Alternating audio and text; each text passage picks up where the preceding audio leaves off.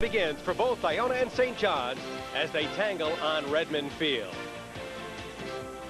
Hello again, everybody. I'm Barry Landers, and welcome to Sports Channel's coverage, Game 2 of an 11-game package featuring the area's top college football teams. Joining me tonight, former Jet and Giant punting star, 15-year NFL veteran Dave Jennings. Dave, you know, these two schools have a great reputation for basketball. They play some pretty exciting football. They do play some exciting football, and I think what you're going to see tonight is a lot of offense, a lot of passing, and hopefully a lot of points. First of all, let's take a look at the Iona Gales, because they're a club that was a hard-luck club last year. They lost 5 games by 15 points. They feel they're an improved club, but they've got a big question mark at quarterback, and they're going with the freshman Billy Highland. They do. He's a young quarterback, a small quarterback, and he's going to be on the spot tonight because they want to find out if he can play. And he's a scrambler, a lot like Doug Flutie, so we'll see him all over the place tonight. Their defense is probably their best part of their game right now. A defense that, of course, was very consistent last year, stopping the rush. And they think it's even better this year. Well, the guy to look for is John Sackinger. He's had 29 sacks in a couple of years, and he's the guy that St. John's wants to stop, and he's going to be after the St. John's quarterback. And that St. John's quarterback is Scott Cessny. The Redmen are a club that have made a living on offense. Their defense has been a question mark over the years. Certainly Scott Cessny and Dennis McDermott, one of the best combinations around. Well, Bob Rick is very pleased with the offense right now. They've got 3 big-name players who you're going to see a lot of tonight. But the defense, a little bit disappointing last year, gave up too many points, and Coach Rick wanted to improve that defense during training camp, and that was one thing he really worked on. Well, the defense is led by an outstanding linebacking core, and, of course, Kenny Cobb, that nose tackle. Nose tackle. He's the guy who's going to be chasing Billy Highland a lot tonight. Any keys, Dave Jennings, that we should be looking at as these two teams get ready to meet for the first game of the season? Always the first game is a problem for both teams. First game is almost a neutralizing factor because both coaches don't know what they have, and we're going to find out tonight. A couple of keys. The quarterback for Iona. Can he play? How well will he play? Also for St. John's, can they stop Sackinger? It should be a dandy, and we'll be right back right after this message.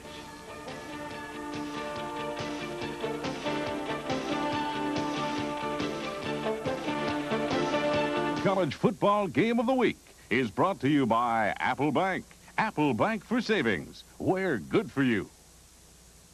Hi, I'm Jerry McDougall. At Apple Bank, we believe that our loyal customers deserve something extra. That's why we've introduced the Apple Bank Family Program. Members of the Apple Bank family receive special benefits like reduced rates on loans, free checking with interest, a low-rate Visa card, a personal family banker, and 24-hour banking. The exciting new Apple Bank Family Program. Join now and feel good about banking again. Apple Bank for savings. We're good for you. Humongous Gas and Electric? Hello, this is Bob Davis. Davis. Ah, yes, 243278. What's your problem? Our gas heater is off. Do you smell gas, 243278? Well, no, but we're freezing. Well, we'll be there eventually, but do call immediately if you smell gas. Futura Oil Heat, how may we help you? Tired of Yes, big Mr. utility Joe. service hang-ups?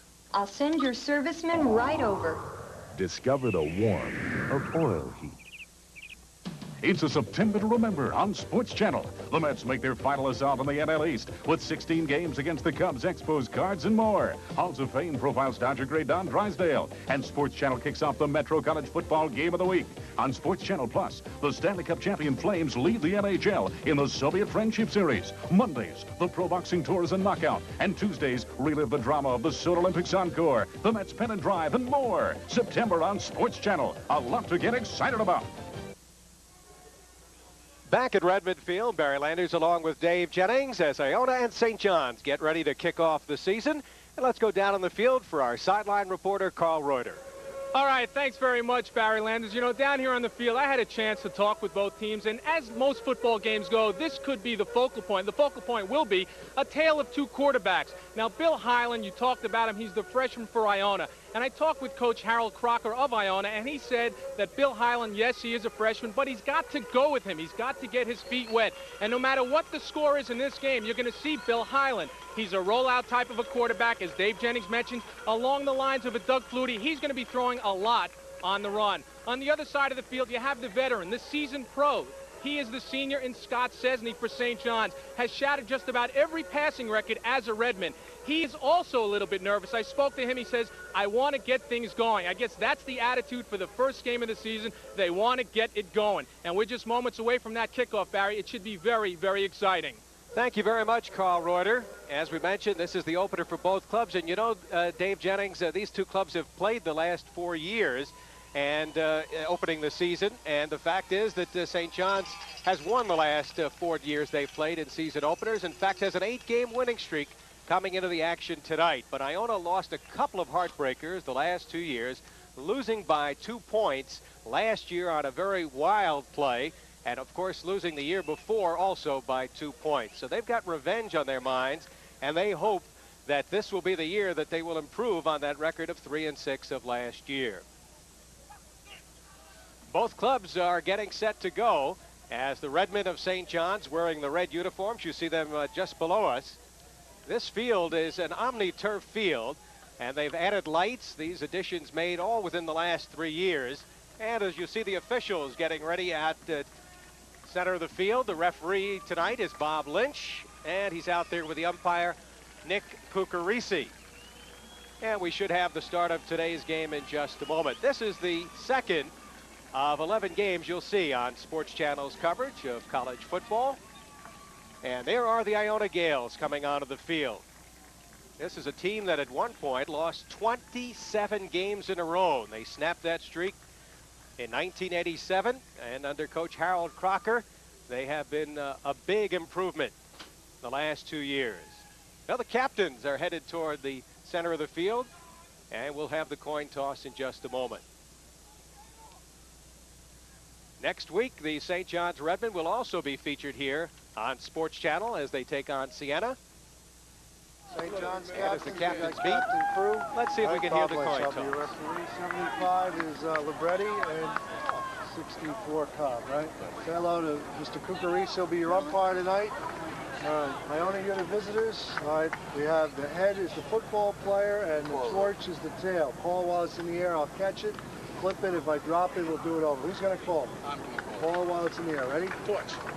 Calls the torch, which is the tail, and you got it. You want the ball.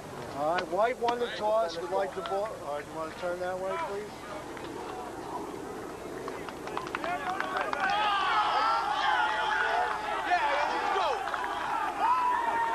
Red, defend that goal.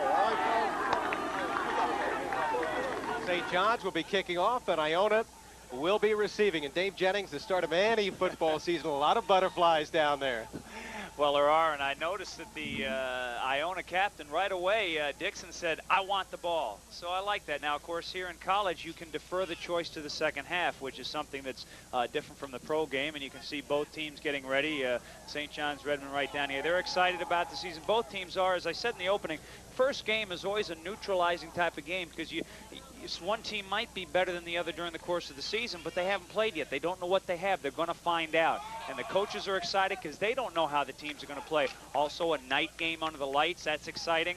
One thing to keep an eye on early on is St. John's practices on this OmniTurf field, where Iona has not. This is the first time they've been on an artificial turf field this year, and there's quite a big difference going from the grass to the AstroTurf.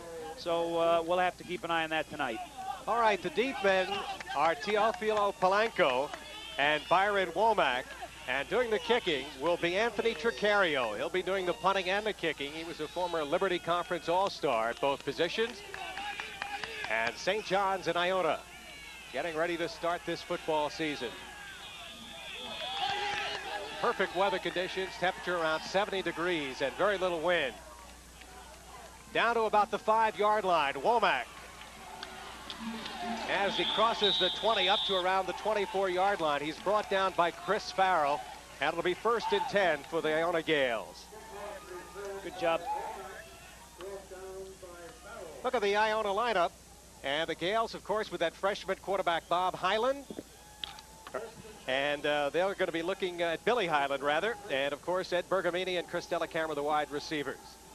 And the offensive line, it's a very inexperienced offensive line, and they start with 3 sophomores. Out over the ball is the quarterback, Billy Highland. And they go to the first man, Arterberry, carrying the football. He is the fullback, and they run out of an ace formation, a single setback. Kenny Cobb making the stop, the nose tackle on that 3-man defensive line. Looking at that line, Cobb is the good one. A little question marks maybe at the defensive ends. The linebacking core is the best part of this team. It's deep, and the secondary is led by John Krug and Steve Nieves. It's second down, and let's call it about 8. Womack going in motion. Highland, who's a great scrambler, gets to the 30-yard line. He picks up around 3 before he's brought down by Pete Majewski. Here's one of the things to look for early in the game. How well can St. John's contain Highland? He likes to run out. You saw him scramble to his right that time. He's very effective that way. One of the keys, keeping him in the pocket. If they can do that, they'll be successful. That time they didn't. Puts a lot of pressure on the outside linebackers. Also, the defensive ends have to have good containment. They'll line up 4 wide receivers generally. They split both ends. And again, the single setback is Mike Arterberry on 3rd and about 3.5. Womack again in motion. Highland throwing deep for Delacamera. He's pushed. We're going to probably get a flag. No, the officials say no. I'll tell you something. The official on that side, who was trailing the play, it appeared as though he was reaching into his pocket to pull out the flag. But you'll see a nicely thrown pass here. But the receiver gets by his man, and there's a little tripping. There it is, but we couldn't quite see it. And here's, you can see Delacamera looking back to the official. No flag. Kevin Conway, number 44, was the man on the coverage. Eric Menical, the freshman punter, with his first punt as a player for the Iona Gales down to the 25-yard line. So you got a good roll on that, Dave Jennings. Yeah, you look at the freshman punter that time. He is this is his first game. You saw him bobble a snap, may have been a little nervous, got off a pretty good punt, and of course the returner made the key mistake, letting it hit. Take a look at the St. John's lineup. Of course, Scott Cessny and Dennis McDermott, the great combination, and a real fine running back at Manny Tasantis. And on that offensive line, it's also an experienced line. Jim Libretti is the big guy to watch there. So the Redmen take over at the 24-yard line, 1st and 10. They'll run out of a pro set. They like to use the I formation quite a bit. Paul Radulski, the fullback. Cessny to throw on 1st down. They'll screen it out. Manny Tasantis has the 1st down as he's driven out of bounds at around the 36-yard line, a pickup of around 12 yards. 2 of the players we talked about at the top of the show were the quarterback, Cessny, and the wide receiver, McDermott. The other guy, Tasantis, right there, number 33. They'd like to get the ball into his hands. Taking a look at the defensive lineup, led, of course, by John Sackinger and Jack Foligno. Linebacking crew, a good 4-man unit. Kevin Opser, real good. And the secondary led by Tio Polanco. That should be a good matchup. McDermott against Polanco. 1st and 10 for the Redmen. No whistle. Looked like one of the players might have been offside. Tasantis fights off 1 tackle and bounces across the 40 to around the 43-yard line. Good pickup for Manny Tasantis. Last year, the Iona Gales got great pressure, great penetration, but St. John's did a great job last year of using Tasantis, gained almost 150 yards. So that's one thing that Coach Crocker of Iona wanted to guard against, not keeping an eye on Tasantis. Iona very aggressive defensively, and they caught him with a couple of traps and counters last year. Tasantis had some big gains. 2nd and short yardage for the Redmen.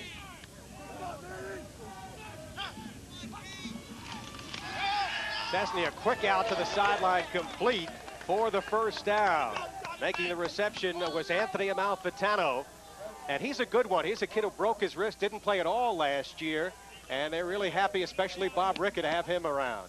Amalfitano, they would hope, will take some pressure off of McDermott, and if they can get the ball to him early, that will take some pressure because the defense will have to shift a little bit over to cover Amalfitano. Ball up at the 49-yard line. Where it'll be 1st and 10. Redmen have picked up 2 first downs on this drive. They started around the 24-yard line. Pro set in the backfield. And this time Tasantis bounces off 1 tackle, and Iona line shut it down pretty quickly there, Dave.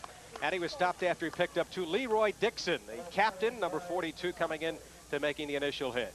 One of the There's Harold Crocker, the Iona coach. One thing we want to keep an eye on, the fans at home want to look at, is that matchup between the left defensive tackle, number 70, John Sackinger, and the right guard, Anthony Capek, number 66 for St. John's. Capek is one of the biggest St. John's offensive linemen, and they put him in specially to go against Sackinger. Second and about 7. Now they work out of that ace formation. Single setback, and the pass complete to Dennis McDermott. That's the favorite pattern for Scott Cessny and Dennis McDermott, that slant pattern. Slant pattern, a very successful pattern. He's a guy that we're going to be calling a lot tonight. Now, one thing this will do later in the game, it'll open up the fade pattern. And for Dennis McDermott, who's had a brilliant career, the All-American candidate, that is his 100th reception here. One thing he does, being a great receiver, the defensive backs will play off. Just a quick 3-step drop. That's an important play, and a nice catch by McDermott. 3 first downs for the Redmen on this sharp drive as they start at the 34-yard line here. Single setback is to Sandis. A little bit of a new look for St. John's, this single setback formation. DeSantis with good protection, throwing deep. He's got McDermott out there. And the pass goes incomplete. Defending on the play was number 14, Brian Naughton, former St. John's player. Pass shouldn't really have been thrown because Naughton was just playing free safety back there, playing deep center field, was reading Cessny the whole way, and it almost could have been an interception. You're seeing McDermott just run a post pattern, but again, you'll see him come into the screen, number 14 right here, playing center field. Naughton right there. Good defensive play. Shouldn't have been thrown. Bob Ricca says that McDermott potentially is the best wide receiver St. John's has ever had. And they've had some dandies here over the years. Second and 10.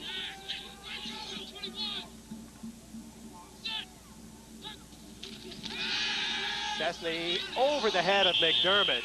He was well defended on the play. Linebacker, who's very quick, 5'9", 190-pound senior, was over there. 4-year starter. And it'll set up a third down play. You know, you go to that last play, and Naughton giving some help with the free safety, giving help to the cornerback. That's why Amalfitano can be open. That's what Coach Ricca would like to do, get Amalfitano into the offense to maybe bring Naughton over to that side. Now the Redmen make some changes. Paul Radulski checks back into the lineup at fullback. They've been alternating fullbacks here. Obvious pass situation. Let's see if Iona blitzes, something they did a lot last year, but they figure not to do all that much blitzing this year.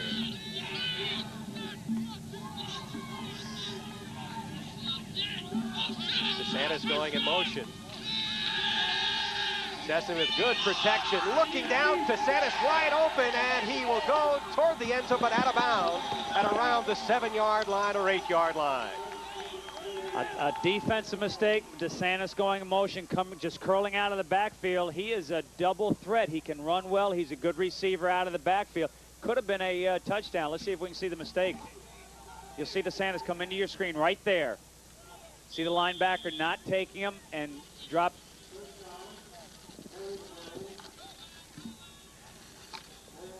And they were double teaming John Sackinger that time, so he wasn't able to put much of a rush on.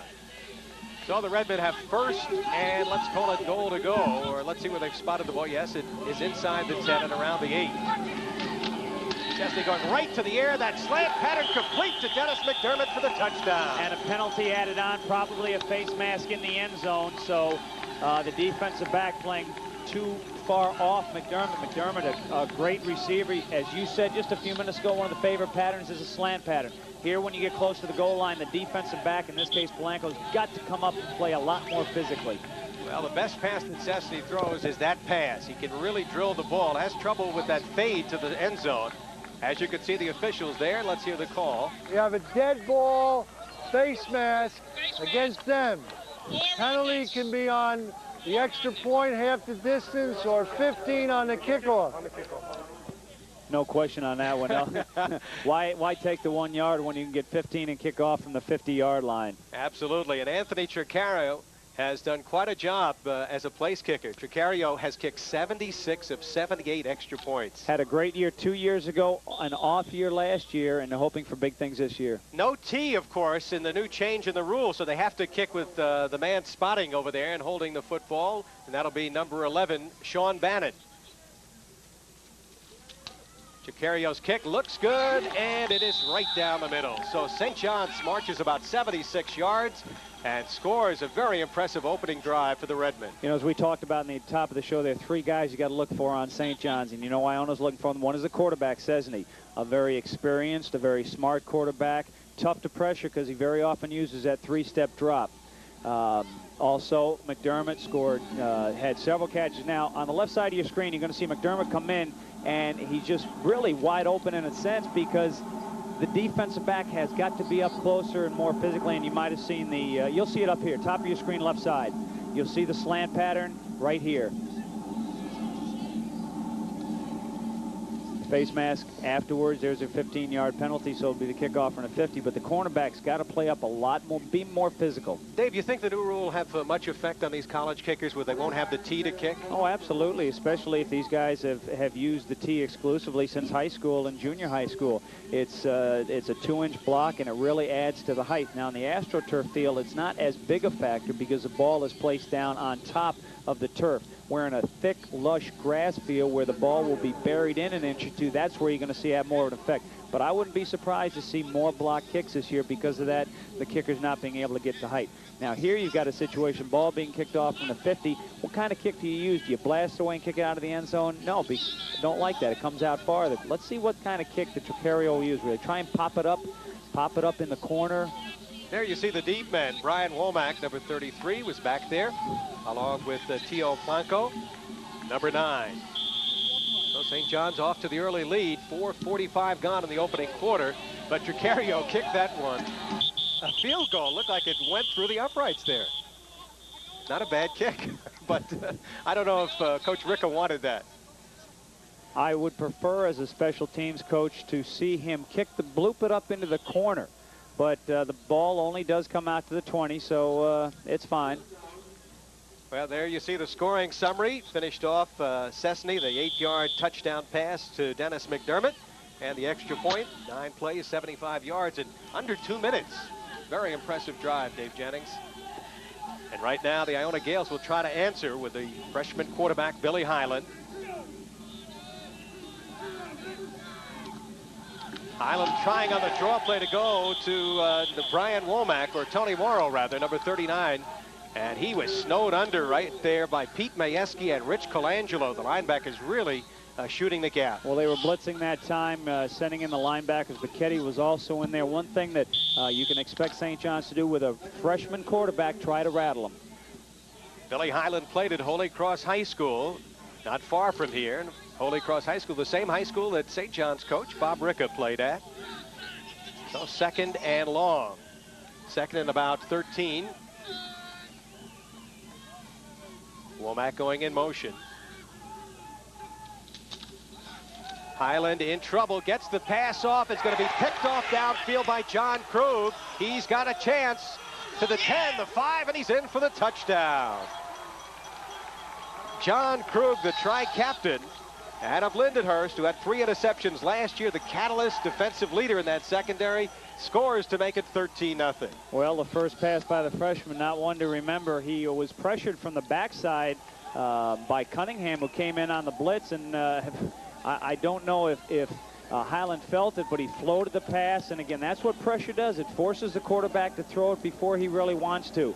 And Krug just got in there with a nice, he looked like the receiver, and there's your touchdown. Rich Colangelo was putting some pressure on as well. And so here we go with Chicario's second attempt at an extra point. Good spot. And the kick looks good. And St. John's roars to a 14-0 lead here early in the first quarter.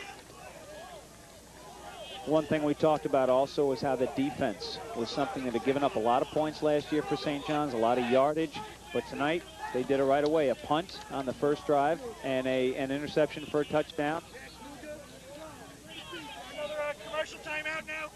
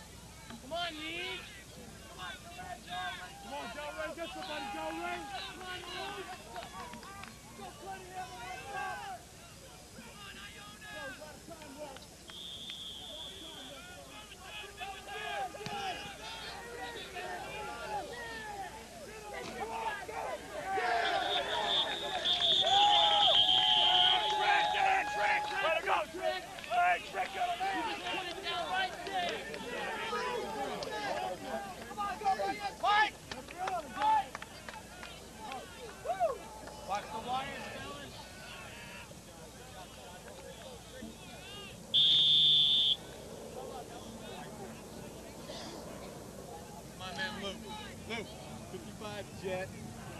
55 jet. Yes, I had cover 4 ready to go.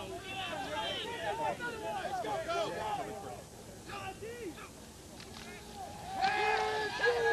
And Della Camera had beaten his man. He had beaten the defender over there, Kevin Conway, but the pass just out of his reach. Again, pressure from St. John's. They do want to rattle the quarterback. Keep an eye on those front 6 or 7 players. Not a bad thrown pass by the young kid, Highland, but he didn't have a lot of time. Just out of the reach of the receiver's hands. We're experiencing some audio problems, so we apologize for them and hope we can clear them up very shortly. 2nd down and 10 from the 20-yard line.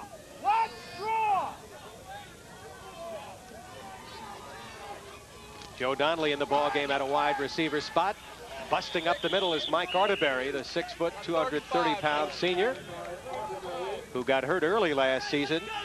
Picks up a nice gain there as they used some power up the middle. That offensive line for Iona, very inexperienced, very young, and they're going to make some mistakes early on. And they haven't played a lot together, so they're going to find themselves, after this play, want to make 1 point. So we'll set up a 3rd down. And let's see if the young quarterback Highland will roll out here. He had difficulty throwing from the pocket when he was intercepted by Krug in the last 3rd down situation. Stays in the pocket, lobs it out for Womack over his head. He had triple coverage over there. Conway along with Colangelo were over there. And also John Krug. So it'll set up a punting situation for the freshman punter, Eric Menikow, who'll be punting for the 2nd time. How much pressure is there on a kid making his debut? And he didn't know he was going to kick right up until this afternoon when they found out that the regular kicker, LaCour, was academically ineligible. Well, if you saw him on the first punt, he bobbled the snap. Let's see what he does this time. High snap. He has plenty of time. McDermott is a deep man. End-over-end kick. McDermott will take it at the 37-yard line. He's got a wall. He could go. There's a couple of guys to beat at the 30. And he is going to go for the touchdown. Talk about special teams. This is what hurt Iona last year many times. Big plays. And the defense scores its 2nd touchdown. The Redmen lead it 20-0. Wow. What a return, and it was not a bad punt. It was there were 2 players down there for Iona to make the tackle, but they just didn't get the job done. And once you on a punt return, all you got to do is break that first couple of guys, get 10 yards, then you got the whole field to work with. Now McDermott has 4.5 speed and was a 3rd-team Pizza Hut All-American. What a way to start for the kid, huh? Not bad, Dave Jennings. I want Cario, number 14, to play. He may get tired before this quarter is out. And he drills that one up through the uprights. 9:16 to go in the first quarter, and St. John's leads at 21-0, and Harold Crocker is fuming over there. He's a very emotional, very excitable coach, and he can't be happy right now. Again, a punt return, you get by the first couple of guys. Here's McDermott. Now watch these 2 players right here. He'll get by there, and then he turns it back, and he's gone. Now let's see what the punter does. Punter's going to plant, and McDermott's smart. Again, here's that turf field.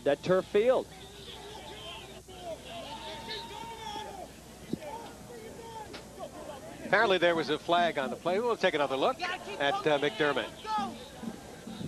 Again, we talked about this AstroTurf field. You'll see McDermott cut back in, and the feet of the punter go right out there. Believe it or not, Dave Jennings, that is the first time St. John's has ever run back a punt for a touchdown in their long history of playing football, which dates back to 1923. There's Dutch Ouderkirk, the offensive coordinator, and there's the man of the hour, Dennis McDermott. He's caught a touchdown pass, and he's also run back the punt 62 yards. And St. John's with a great home opener here. Now, there was a penalty against St. John's, a 15-yard penalty against St. John's on the extra point, a personal foul, so they'll be kicking off from the 20-yard line. Chris Della Camera will be back to receive the kick along with Byron Womack. He's pretty happy. This guy who caught his 100th pass, and as I said before, Bob Ricca feels that in all the history of the outstanding pass receivers that they've had, this guy is right up there and could be the best that they've ever had. Of course, Dennis Blygen who you played with on the Jets, is one of the coaches now here at St. John's. Coach Blodgett. He looked pretty good down there. Short kick. Trecario's kick will be taken at around the 25-yard line by Womack to the 40. And a good open field tackle by Bicchetti, number 40, Phil Bicchetti, the senior linebacker. But Iona will have its best field position up near the 40-yard line, Dave. Tell you, Bicchetti doesn't make that tackle. He's got contained there, and he made a sure tackle. If the ball carrier gets outside, he's gone. Bicchetti did the job. Let's see if there are any changes for the Iona Gales. They're still going with the freshman quarterback, Billy Highland. Tony Morrow now in at the ace back position, the single setback. This time Farrelly comes in motion, big number 89. Looking for Farrelly, and he makes a fine reception. Pulled down at the 42-yard line. Big target, 6'4", 220 pounds. And he's a big 6'4", and he just ran down the field, came in. It was a high pass, but as you said, he's got the size to go for it. A little surprised that Iona's still going with a downfield passing game, but you'll see the size of a good tight end goes up, catches with his hands. That's an important point. Good hands for Farrelly. Farrelly, a transfer from UMass. Had a fine season last year, was number 2 receiver. First down of the ball game for the Gales. Womack in motion. On the draw play, and St. John's read it. They were right there in the backfield. Tony Morrow stopped, and it'll be a loss of maybe a yard. I think maybe St. John's watched the game films last year. The nose tackle, number 64, is Ken Cobb. Last year against St. John's, Iona got great pressure, and St. John's offensively used a lot of traps, a lot of running plays. Well, right here, Iona knows there's going to be pressure. They're going with running plays, but St. John's is ready for it. Redmen defense was one of the question marks. They felt it was going to be better. And they've gone to a 3-man front, something they feel will allow Kenny Cobb to use his great skills. Pressure for Highland, and as he's wrapped up by Rich Colangelo, they'll rule it incomplete. It could have been a fumble in some eyes for the St. John's fans, but Colangelo really coming from the linebacker spot. Nobody picked him up. Colangelo, right outside linebacker, has put pressure several times this game, and maybe Coach Crocker will want to bring a tight end on that side to take care of that. But Colangelo that time got to Highland just as he was throwing the ball, and it was a good call by the official. The ball was coming forward when he was hit. So, third down play coming up, 3rd and 10 from the 41-yard line. David Rangeli in the ball game for St. John's at a defensive spot at the defensive end. Womack in motion. Highland trying to escape, has some room to run, and he is down at the 41-yard line. Phil Bicchetti with some good containment over there, and Bicchetti will set up a punting situation, maybe a pickup of 1 yard for Highland. It's important as a football player to keep your shoes on. Bicchetti ran right out of there. He is ran right out of his shoe on that play, and good pressure by the St. John's defense. Also good coverage downfield because Highland did have time to throw the ball. Great coverage. Medical with his 3rd punt. McDermott, who ran it back for a touchdown his last time. End over end kick. They'll let it bounce this time. And it'll be down inside the 10 and around the 5-yard line. So Medical coming up with a good kick. And for the first time in the ball game, the Redmen are pinned deep in their territory. They'll take over 1st and 10. They lead it 21-0. Scott Cessny with an 8-yard touchdown pass to Dennis McDermott. And then the punt return coming up right after that. We'll be back. You're watching college football. St. John's 21 and Iona 0.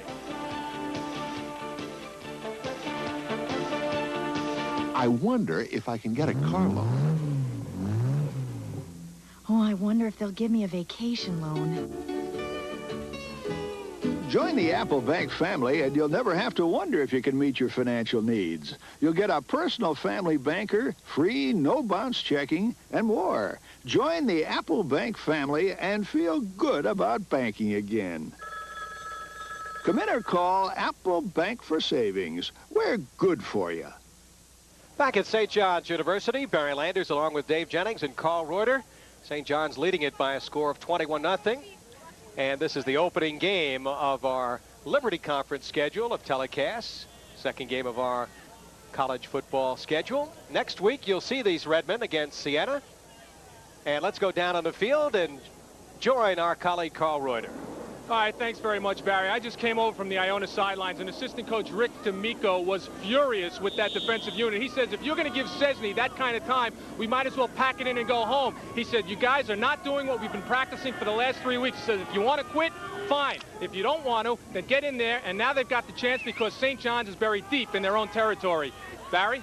There's a look at Rich D'Amico, and he is not a guy you want to have mad at you.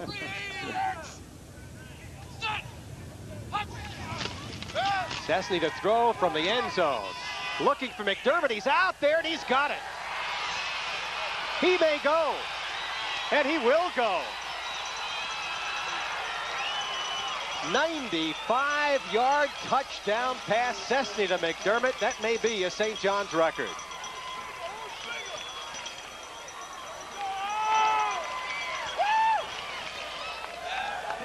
I'll tell you, Dennis McDermott is giving the cornerback on his side, Ted Polanco, a lesson today in how to, or maybe how not to play defensive back, because Polanco got turned around that time, bit on the fake.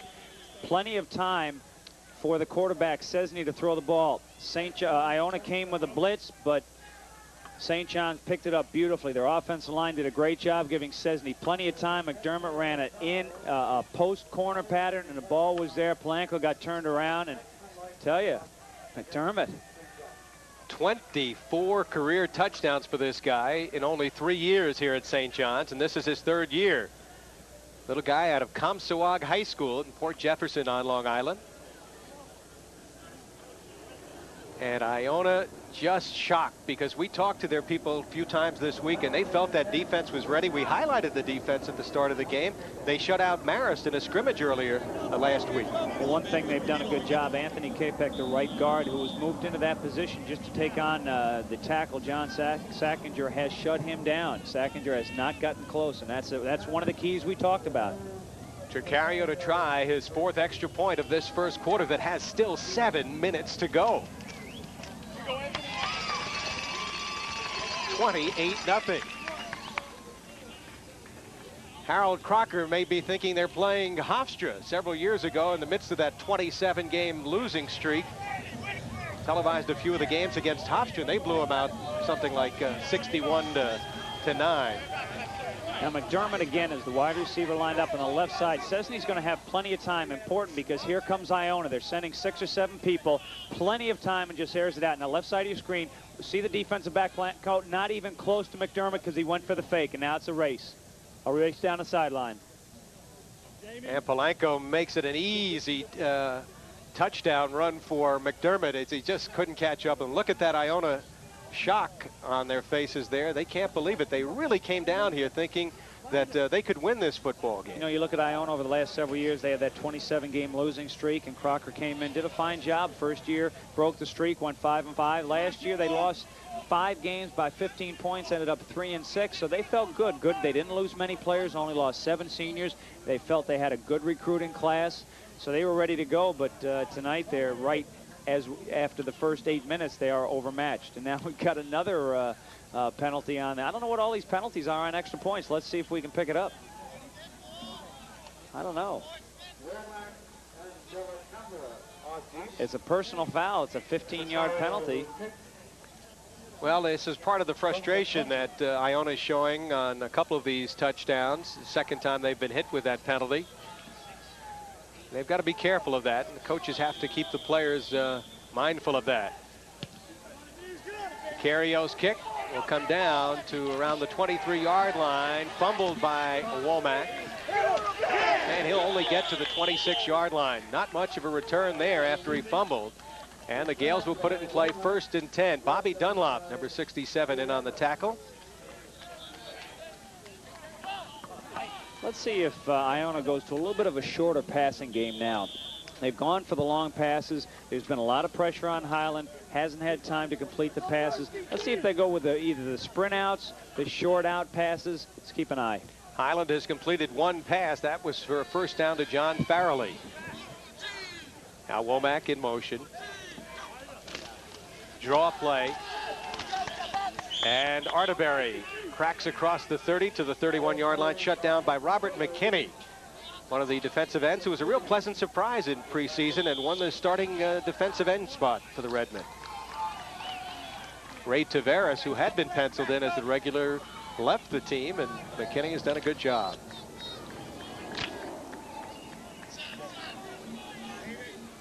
Gales on a second and let's call it about 6.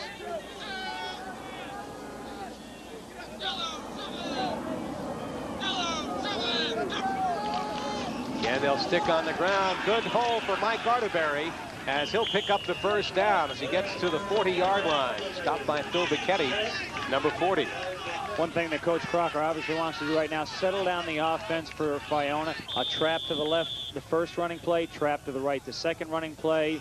Maybe get St. John's more run conscious, maybe a little bit back on their heels, and then go back to the passing game. Now they'll probably pass the ball, but Mike Cunningham is out of the ball game, replaced by James Borg, number 22 in the linebacking core for the Redmen. On 1st and 10, again, Womack in motion.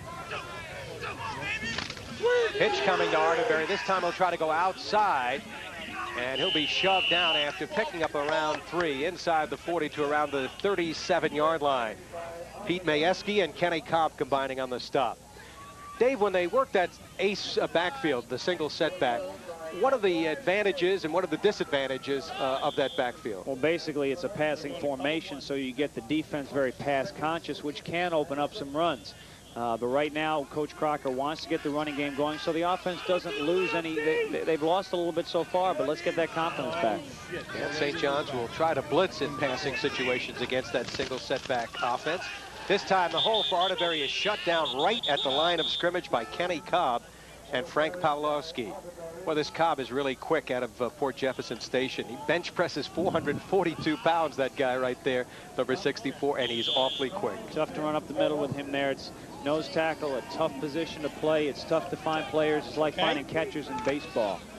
He was switched from defensive end. They went from a 4-man front to a 3-man front to utilize his skills. They think he's going to be a great nose tackle. 3rd and long, so Highland should be putting the ball up here. Looking for Farrelly. Farrelly with a good catch as he's hitting down at the 42-yard line. John Krug with the tackle, but Farrelly again going up, and the ball was well thrown by the freshman.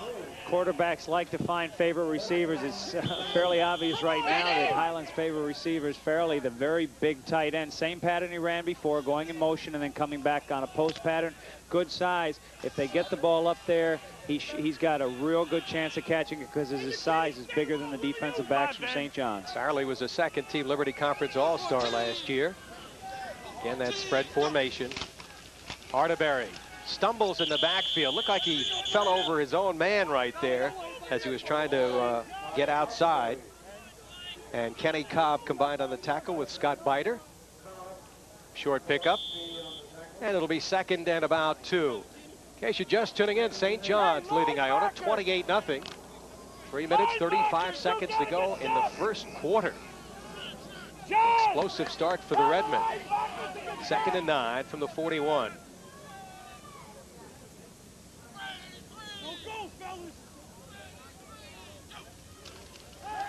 Highland looking for Della Camera, had it in his hands and then collided with Kevin Conway. And the ball fell to the ground, incomplete. Kevin Conway, good job breaking that pass up. A little quick post, a quick in, whatever you want to call it for Della Camera.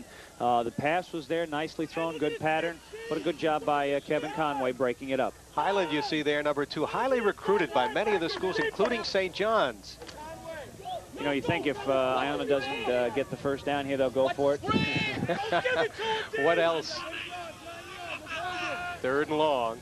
Let's see if St. John's will blitz here.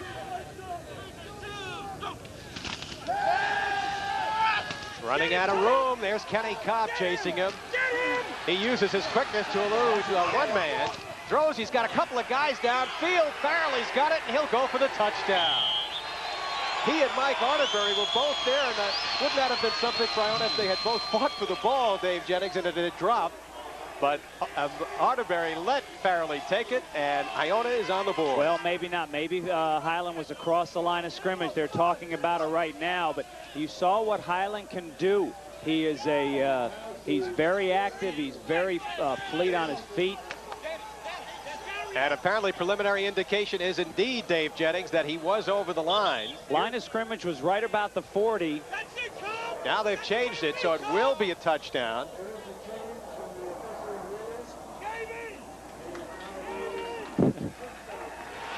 Officials made one call, and there are the Iona fans. They're happy. The Gales are on the scoreboard. All right, Highland, a very active, very mobile quarterback. You could see what he did that time, circling around to his right, beating a couple of defensive players. You give a quarterback that much time. One of the keys we talked about for St. John's, keeping him within the tackles. That time he was not kept within the tackles, and he was able to find Farrelly. And I don't think anybody's going to fight Farrelly off for the ball on that one. He was, he's a big one, and he's a good one. 6'4", 220, out of the Bronx.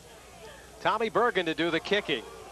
He's a sophomore. Interesting lineup. You've got Iona lined up way over on the left now. The kicker and the punter in the center are lined up where they should be, but you've got the whole offensive line over here on the left. They should shift over to their right, but again, you can go for the 2 points in college, and maybe they'll throw back to a receiver over here, and he'll run the ball in for 2. Let's keep an eye on this. Billy Highland is the holder, so let's watch now as they do come back into position. Bergen making his debut as a kicker. Had a field goal in the scrimmage last week. And Iona with the extra point now trails by a score of 28-7. So we've had 35 points in less than 12 minutes of play. We talked about it at the beginning, a lot of offense. Now, one thing about this young quarterback, Highland, he's very mobile. He's very aware. Now, we've got it in slow motion here, but if we counted the time, it would be about 8 or 9 seconds. And here's he just keeps running. Now, meanwhile, downfield, Farrelly's getting wide open. Now, let's see how close he gets to the line. 40-yard line is the line of scrimmage. Okay, well behind it, well behind it. And there's Farrelly and Arterberry. Farrelly juggled it just a bit there, but he was able to grab it and go on in. James Borg was beaten on that sideline, number 22, the linebacker. Although with that much time, you never know. First of many touchdown passes I think this young man is going to throw. As I mentioned earlier, highly recruited. Many of the local schools were after him. Fordham, St. John's, Post, and Hofstra. He's got 2 touchdown passes tonight. One for each team. That's right. Barry Landers along with Dave Jennings. Hope you're enjoying the action here. A lot of offense, as we promised you. A lot of points on the board. Next week, it'll be St. John's against Siena.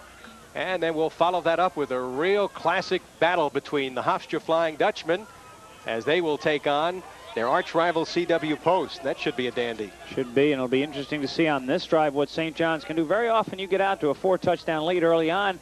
Sometimes you say, hey, we got this game. We've got a 1. We're going to, we can cruise. But now that Iona's back on the board with 7 points, it would be important. I know Coach Ricca would like to see the offense just take it right down. Well, they haven't been stopped so far. Of course, they've had 2 special team touchdowns, Krupp's 35-yard interception return and McDermott's punt return. I've never seen so many penalties on extra points. Here's another one. They're kicking off from the 50-yard line. It was a 15-yard penalty against St. John's. Seems that just about every kick we've had a penalty. It'll be taken by DeSantis at the goal line. Oh, nifty moves by DeSantis, and he's across the 20 to the 22-yard line. Frank Mojiak with the stop, and he may have fumbled. Great hit by Mojiak, and Iona's got the ball. Now, just as I talked about, it'd be important to see what St. John's could do. And now Iona's is threatening to get right back in this ball game. Sean Brew, I believe number 60, came up with the football. Great hit, though. And this was an important hit because if DeSantis gets outside here, he's gone. Look at the form. Look at the shot. And there the ball. The hit was by Vincent Spira, number 38. And let's see if the Gales can cash in. That last scoring drive, 73 yards. Didn't take long, under 4 minutes and 8 plays. Morrow, Tony Morrow, the Bulldog fullback, gets about 9.5 yards. He is a throwback to the old-style football player. Wears black cleats, 5'10", 215, and he'll run right up the middle. You see him with those black cleats there, number 39. They have had success, Dave Jennings, running up the middle, and let's see if they continue.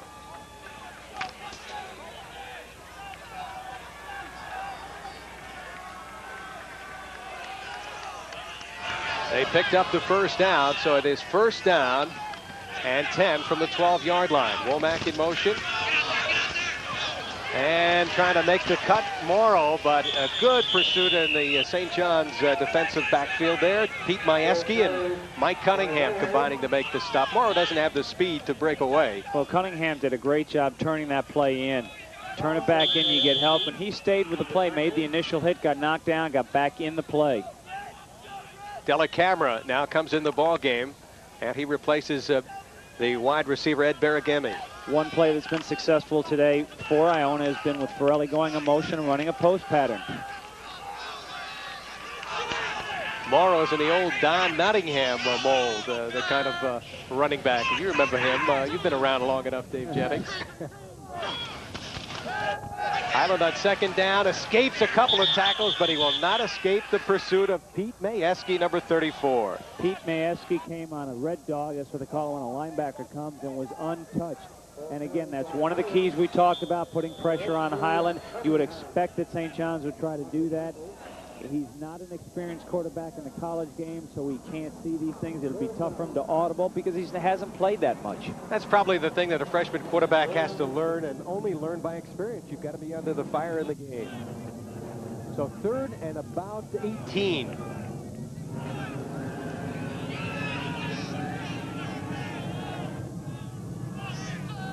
Joe Donnelly, number 82, in as a wide receiver. Here comes Farrelly. Looking deep for Donnelly. He's out there, and he's got it for the touchdown.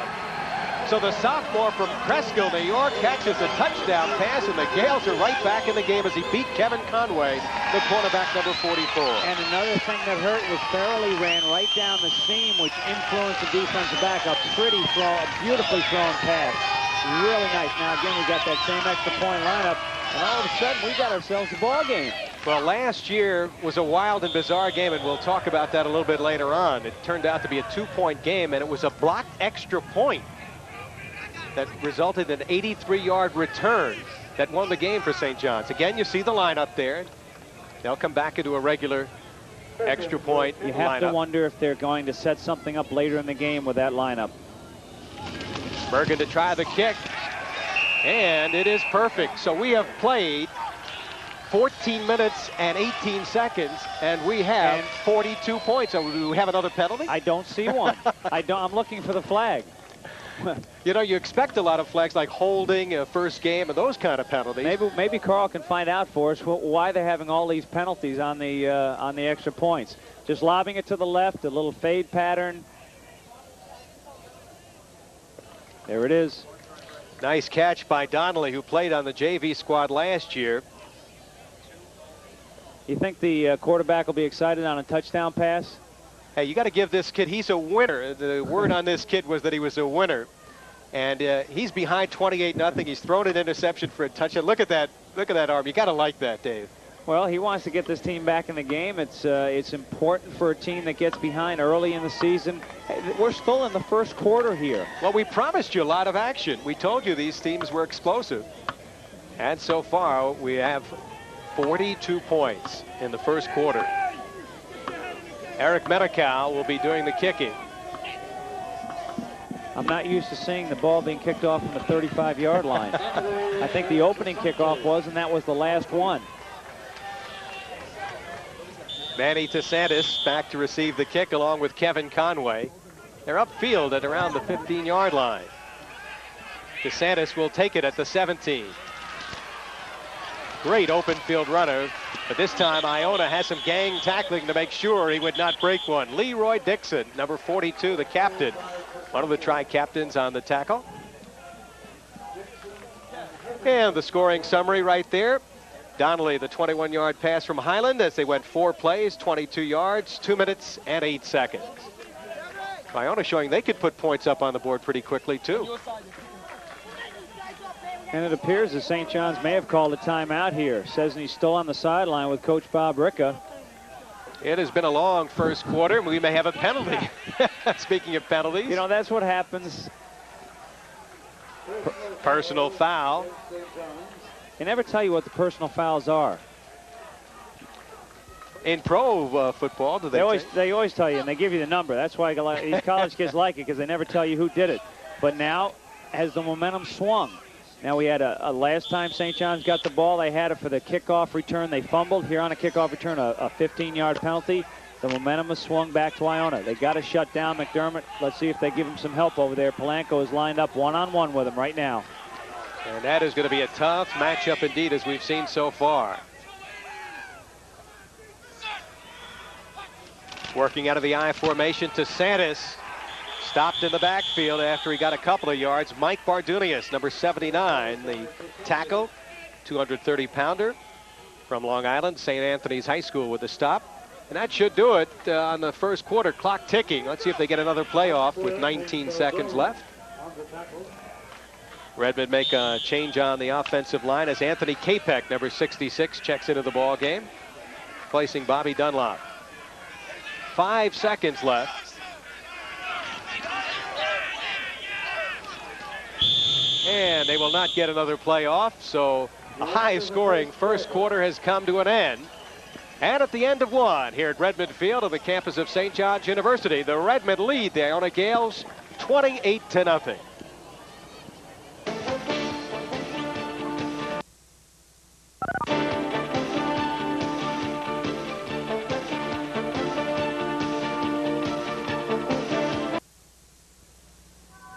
What does buying with confidence mean?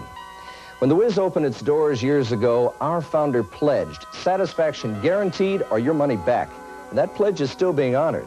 Our 7-day money-back guarantee says that if you're not satisfied, totally satisfied with your purchase from the Wiz, return it within 7 days and we'll refund your money with no hassles. Satisfaction guaranteed or your money back.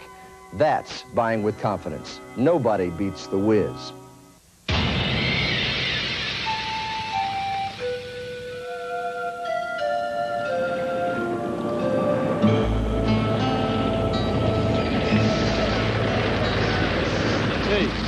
Give you a lift to your car? I don't have a car. What's the gas can for? Well, I'm thinking about getting one.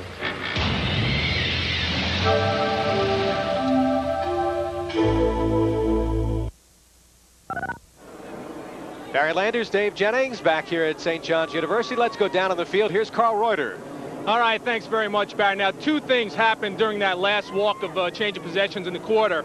I was listening to what the coaching staff of St. John's was saying about Billy Highland. Every time he scrambles, when he's been successful, it's been to the left side. So look for that next time Iona has the football. As far as Dennis McDermott, I walked over to Dennis and I said, well, what's going on down here? He says, well, you know something? He said, we're definitely winning the battle, but we haven't won the war by a long shot. Barry? Well, Scott Cessny, 6 for 8 for 159 yards and 2 touchdowns. And we get some movement in the line. Look like we'll have an offside. Against St. John's, and things have changed up here. Things have changed. Momentum. St. John's is where Iona was about 8 minutes ago. 8 minutes on the clock. Offense. Now things are going wrong for St. John's, and Iona's they're moving the ball in the wrong direction. Just to give you a correction on the score, Iona does have 14 points. That's correct, Dave Jennings. As we went to the end of the quarter, we took those 14 big points. Billy Highland wouldn't like that. He did throw those 2 touchdown passes. St. John's has had 5 penalties for 50 yards so far. 2nd and 15. They send a man in motion. Draw play for Santis.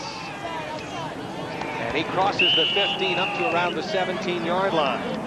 Stopped by Kevin Opsa, the inside linebacker, number 55. We almost saw our first play by Sackinger that time. He beat his man with an inside move and just ran by the ball carrier. Almost had a tackle in the backfield. You see number 30 checking into the ball game. Scott Kantrowitz coming in at fullback, 6 foot, 205-pound freshman. And he replaces Paul Radulski. So 3rd and long. And Mr. Cessny, who has been a very effective passer, will probably put it up here. Iona would love to pick one off. Looks like there may be a blitz coming here. They show it, but fall back. Cessny over the middle for McDermott. Boy, has he been poisoned up to the 40-yard line. Another first down. And they had him double covered that time. Polanco, who was the cornerback, was playing him off deep. Naughton had him underneath. But again, you've got to And you can hear some of the cheering. We've got, I guess that must be some Iona fans because there's a holding penalty against the St. John's offense, but McDermott's been getting a free ride here. He's open, he's wide open. Wide open indeed. We'll wait for the call here, but it looks to be a holding call. I'll tell you, pinpoint passing also. Scott Cesny has done a fine job. Early second quarter, St. John's leading at 28-14. They led 28-0. Half the distance to the goal.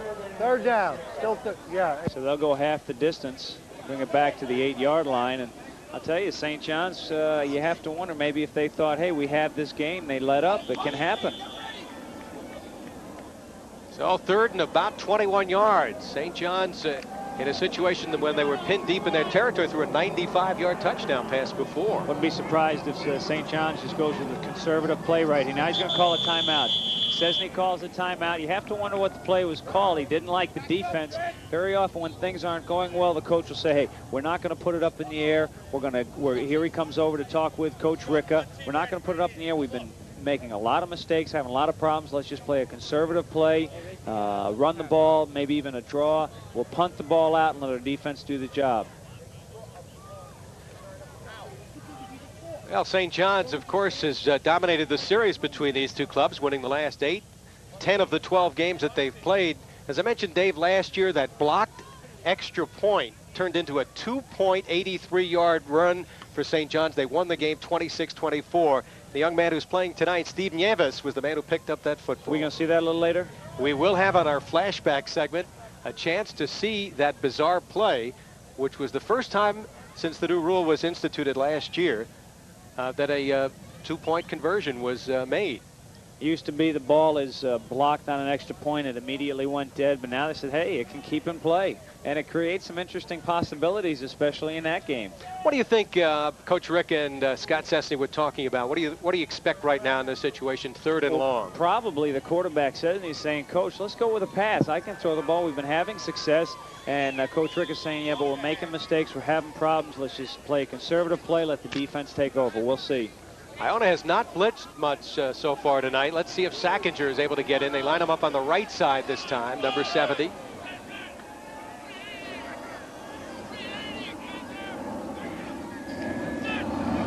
He's double covered. Cesny in trouble, and Sackinger with the sack. Boy, he blew by one guy and showed his quickness. And there was a mistake on that play because Cesny was trying to give the ball off to the running back. And I don't know if the running back said, I don't want it. It was just a mistake. He didn't want to keep the ball. And now Iona's in great position right here. St. John's going with it appears a quick punt formation, but now Iona gets set. Turcario in to do the punting. Chris Delacamera is deep at the 50-yard line to receive the kick. He's almost standing on that end line. He moves up, gets a rush, but gets the kick off. Bouncing it around the 35 and will be blown dead at the 37-yard line. And Iona will take over an excellent field position here after trailing 28-0. They've got an opportunity to close within 7. You could see Turcario trying to rush that punt out of there, which is okay to do because you're back there. If they block the punt at 7 points or safety, so it's better to get it off and even have a poor punt. And now Iona's got very good field position. Dave, do you hear footsteps when you're back there? I can't remember. It's been so long. First and 10 right now for the Gales as they trail by 14. Quarterback is freshman Billy Highland, who's thrown 2 touchdown passes. Arterberry. And again, he's rushed effectively as he gets to around the 31-yard line before he was corralled by Nieves and Majewski. How big is Eddie Robinson? He's 6'6", 310. He's the left tackle for Iona, pulling out on that play and leading along with the left guard, Conlon. Again, you're seeing that Iona going to the running plays and trying to get St. John's a little bit back on their heels. Arterberry has rushed 8 times for 30 yards so far.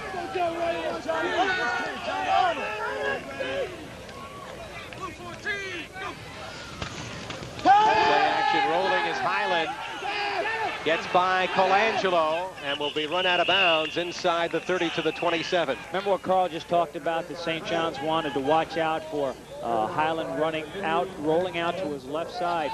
That was a fake of the play they just ran on first down to the running back with the 2 offside linemen pulling again, but that time Highland kept it down, and he's a couple of yards short, so this is a 2 down.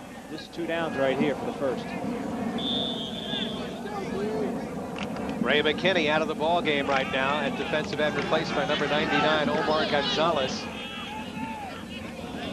3rd and short. Let's see if Highland tries to do it himself here. Get off him! St. John's looks like they're blitzing. Highland will keep. There are flags on the play. Afraid St. John's is offside on that play. They, as you said, they were coming, but a good cadence call by the quarterback Highland. I'll take the penalty. Be an automatic first down. I get 5 yards. Highland actually turned the wrong way.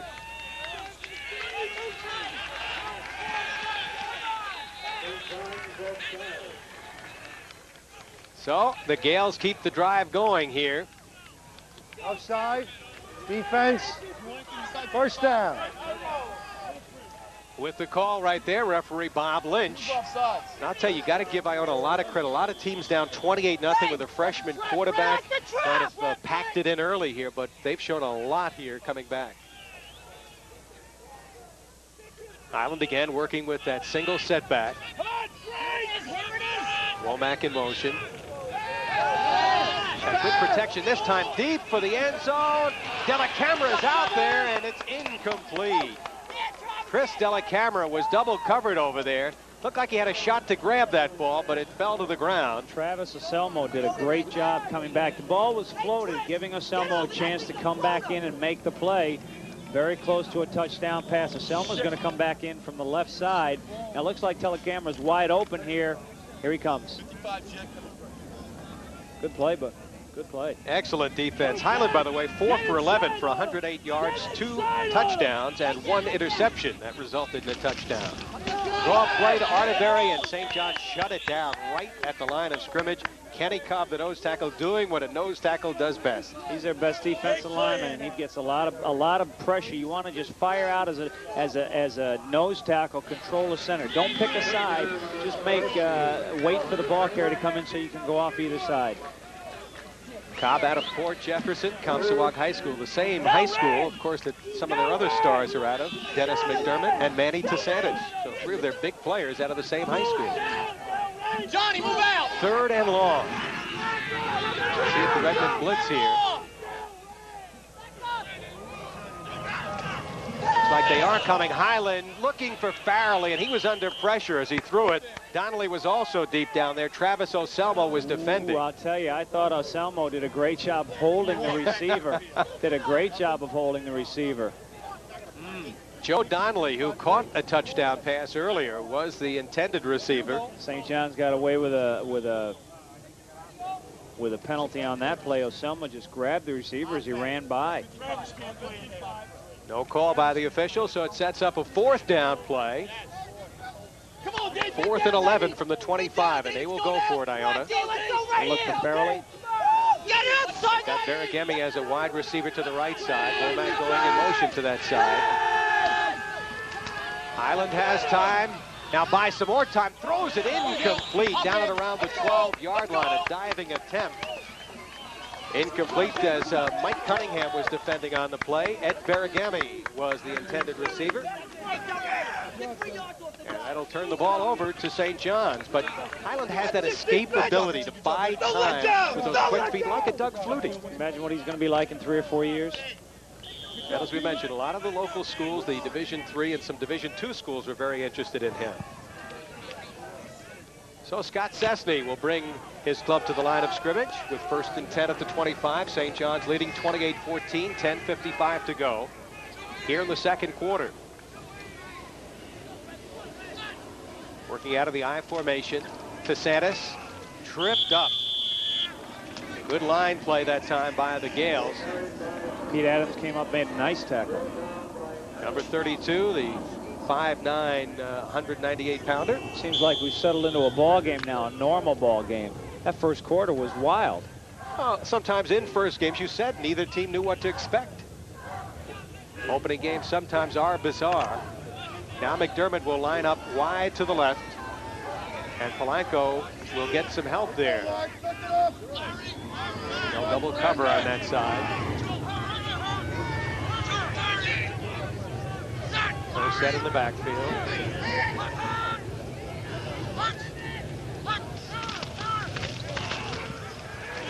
And stopped right there, Pete Adams, combining with Tom Strobridge, number 92. Manny Tasantis shut down. He's an elusive runner. You give him a couple of yards, he's going to break it. And they didn't give him any room there, Dave. It appears Iona has finally made an adjustment, going with 4 defensive backs where they had been going with 3. Matthew Fitzgerald came in that time. He talked about the double coverage to help Polanco. And he's still in the game. There are 4 defensive backs in the game, so it appears that the adjustment has been made. Although Polanco's still playing 10 yards off of McDermott. 3rd and 8 for the Redmen. St. John's 1 for 1 in third down conversions.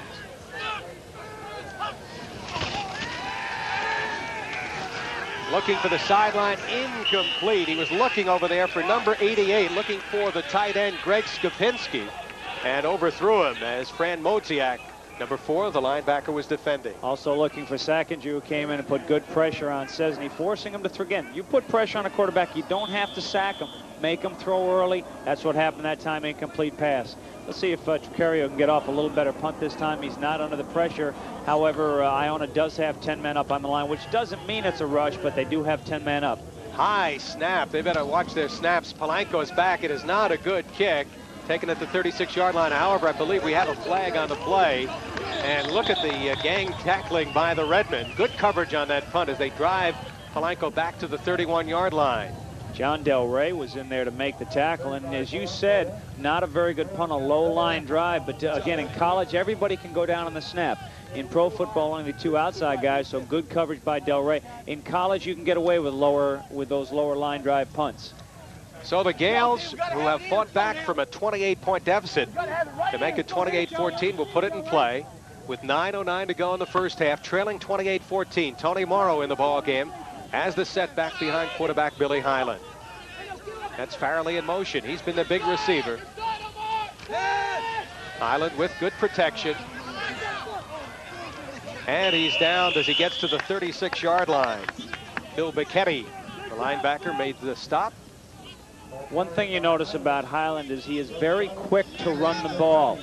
He likes to do it. He had success doing that in high school. That's something he's going to have to work on because he's got to give his receivers adequate time to get open. He was looking for Farrelly, but he saw the little hole. He only gained 2 yards on it. It's not good enough. Chris Delacamera and Ed Bergamini are the wide receivers. There's Bob Rickett talking with his offense as his defense tries to shut down Iona here. Highland with a fake. Drills that ball complete to Donnelly at the 40-yard line. He's driven down. Chris Farrell with the hit. But Highland drilled that ball for the short gain. Setting up a 3rd down play. How about that fake? The word is this kid will do anything to win. He'll challenge people. He's only 160 pounds, 5'8". You can see him right there. Played for Holy Cross High School. A little shaky beginning, but he's come along well. Again, Coach Crocker is going with him the whole way. Shows some good poise here as a freshman. 3rd down coming up here, and 3. Highland 2 for 5 in 3rd down situations. Highland escaping, looking for the first down, and will not get it. Stopped at about a yard shy. Rich Colangelo, number 56, one of the men over there. See, one thing, St. John's only rushed 3 players that time. So they've got 8 players in coverage, but they're not all deep. And that time, as soon as Highland saw he had some room, he went for it, but too many people coming up. He's got to curb that emotion to run all the time. He likes to do it, and I'm sure he had a lot of success in high school. Well, that's one of the things adjusting to college-level ball.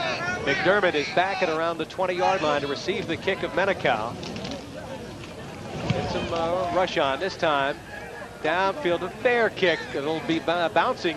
Very good kick. It turns into a good kick with the bounce. McDermott let that one bounce by him. He could have fielded it and turned into an extra 20 yards on the play, especially in this Omni turf. You got to be careful. On the average, a punt that hits the ground will roll 17 yards. You've got to do your best to get up and catch the ball. Now, if they'd come out and watched him warming up, the kicker, the punter, Menical. They saw that he was kicking it short in warm-ups. 51-yard punt. We'll be right back. You're watching college football on Sports Channel.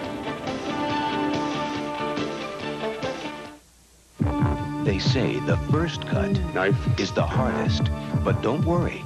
Install your Armstrong floor with our trim and fit kit, and we guarantee a successful operation. Brilliant. For centuries, the beauty of ceramic tile floors has been treasured. It's still treasured in this century. Armstrong Century Solarian. Classic beauty, now in a do-it-yourself vinyl tile. You know, every week during our game, Sports Channel pauses to flash back into local football history. Tonight, we take you back to last season's St. John's Iona game with a history-making ending.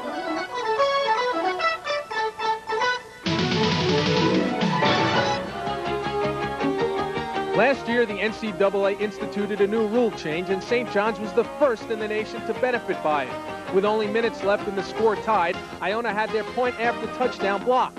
St. John's Steve Nieves returned it 83 yards for a two-point conversion. The difference in St. John's thrilling 26-24 win over Iona. And right now, the Gales are trailing by a score of 28-14, but that punt has pinned St. John's deep in their own territory, back at around the 5-yard line. But earlier, they were able to score from the 5-yard line as Dennis McDermott caught a record-breaking 95-yard touchdown pass. Matt Fitzgerald in the ball game as a fourth defensive back. It seems to have helped the Gales the last two possessions of the Redmen. Long count here. Chesney again to throw from the end zone, looking deep to the sideline to McDermott. He's out there with Polanco, incomplete. Polanco was step for step with him, and one of the things about Scott Chesney, he's got a strong arm throwing up the middle, but sometimes his ball fades a little bit going to the sideline. And also Iona has made the adjustment, an interesting adjustment here, going with the 4 defensive backs from their normal 3 defensive backs, and now McDermott double teamed. Very tough for him to complete these passes. Good crowd here at St. John's University, over 3,000, and it's the second sellout in St. John's history. So people excited about Redmen football. 2nd and 10.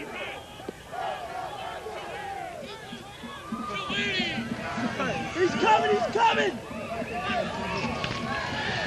Chesney to the sideline, incomplete to McDermott. He had some pressure that time. Was that the sack man?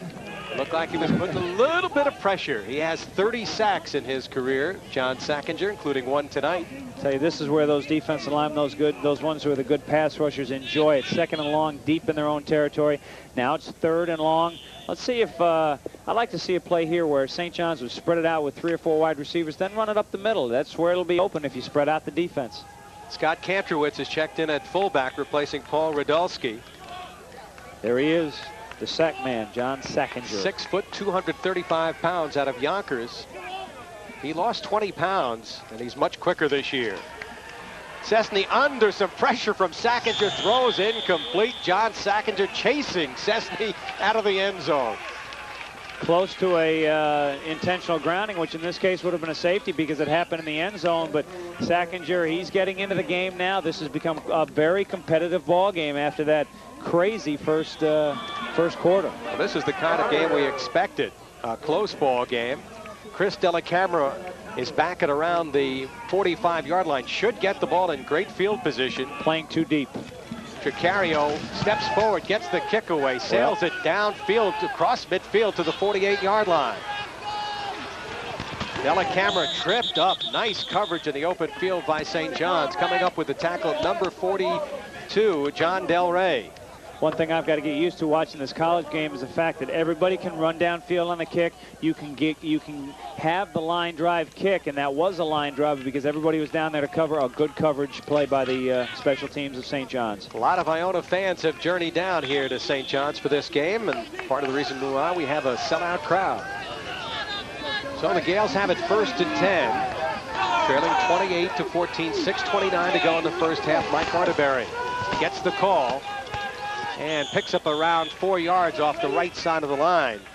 Pete Majewski with the tackle.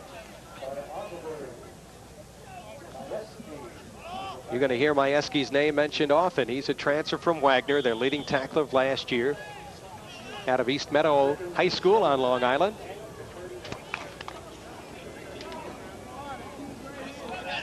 Out over the ball comes Tom Killian, the center, a transfer from Hofstra, number 51. St. John's looked like they were blitzing, and they are with Majewski. Oh, look at Highland elude 2 or 3 guys, but finally pulled down by Frank Pawlowski, number 63. You know, usually when you have a blitz up the middle like that, where you can get away is on the outside. But keep in mind that Highland's a short player. He's a short player. He can get underneath, and he gets us all on his own. Again, pressure coming up the middle, number 34. Mr. Majewski. Underneath again. There's Cobb, the nose tackle. Look at this play by Highland, just getting free. Doing it all on his own. Good play by the young kid. He's an escape artist, as we mentioned a couple of times. The ball at the 44-yard line. Make it the 43. 3rd and 9. Morrow in the ball game as the running back. Good blocker. Oh, they're really blitzing, but he gets the ball off to Tony Morrow on a surprise catch, and he has the first down. Tony Morrow, the Bulldog, 215-pound fullback, catching that ball out of the backfield. Finally dragged down by Pete Majewski. And it's a first down for Iona. Pressure came from the backside on Highland, and he got hit right after he released the ball. But here comes Cobb. Good pressure. Look at this kid. He's a nose tackle. He's pursuing. Makes the tackle. But not before. Iona picks up a big first down at the 30-yard line. Mike Arterberry checks back in, number 44, as the running back. Again, that ace backfield, Farrelly in motion. Arterberry, who's had some nice holes, good pushing ahead as he gets inside the 32, around the 26-yard line. Pawlowski with the stop. Say something, tight end John Farrelly just knocked down Steve Nieves on that play. Towards the end, Nieves was not watching, got up and kind of looked at Farrelly and said, you better watch it. Maybe we might want to keep an eye on that matchup as this game progresses. Farrelly is a big boy, 6'4", 220. Is called a tight end, but often lines up off the line of scrimmage. Is playing tight end right now on the line of scrimmage.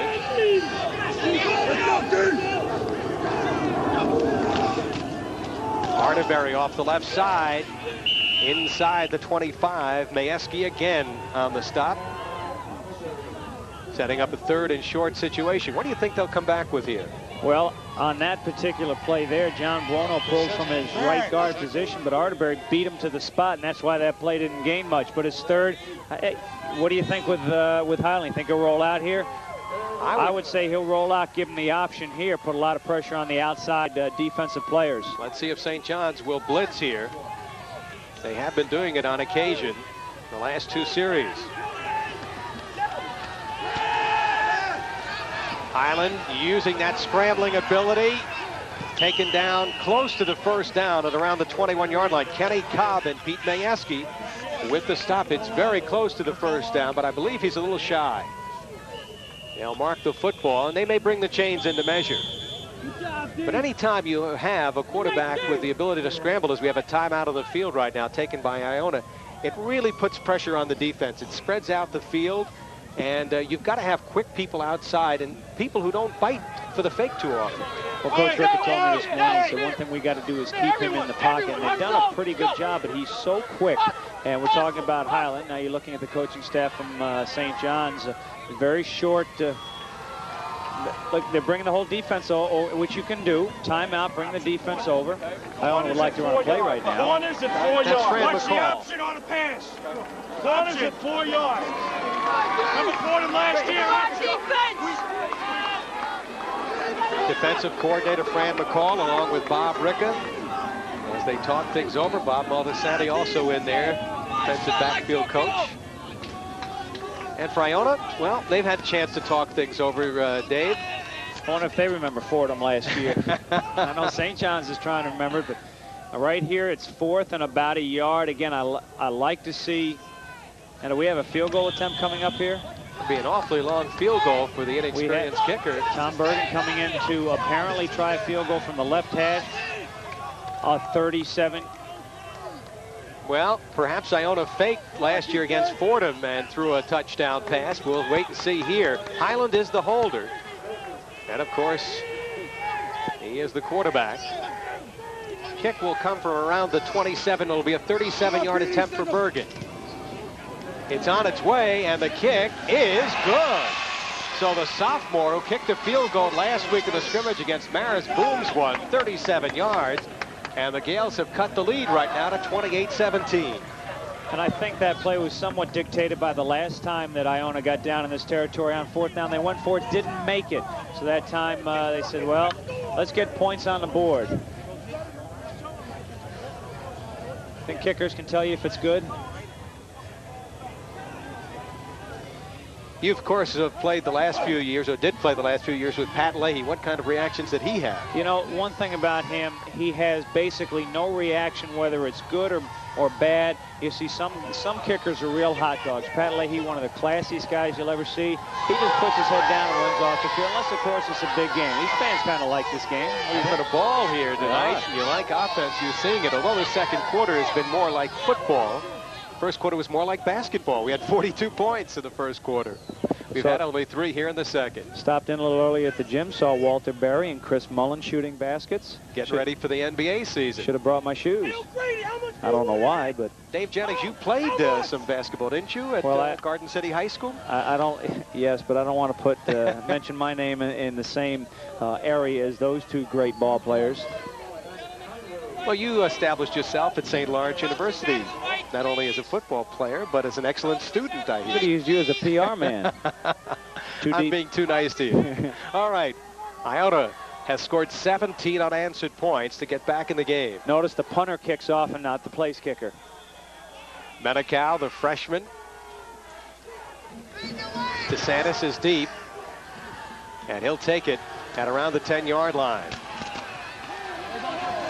He's got a hold to the 35, 26-yard return. And the Redmen are in good shape. Look at the scoring drive right there. 7 plays. Took about 3.5 minutes. I think this is a key series right here for both teams. If Iona can keep St. John's moving down the field, they're going to have the emotion going into halftime. If St. John's can get a nice drive down here and score, they're going to get that momentum back, and they're going to have it. So here's, in my mind, a crucial drive for both teams. St. John's with much better field position this time. Last time they took over at around the 5-yard line. A little mix up there with Skripinski, the tight end. They got McDermott up at the top now, away from Polanco. He's out wide to the right at the top of your picture. Now they send it in motion. Long count by Cessny. He rolls to that side. Square out for McDermott. Makes a fine reception. You saw the great concentration and good hands of Dennis McDermott as he caught that pass. A real good timing pattern. Also, this is the first time we've seen him on the other side come in motion, help to get him free because he's being double covered now, and that's helping him. But when you have 2 defensive backs on the receiver, he should not get that open. Dennis McDermott, who has scored 3 touchdowns, gives St. John's the first down. McDermott has caught 4 passes for 127 yards and has caught 2 TD passes. 2:37 to go in the first half. St. John's lead is 11.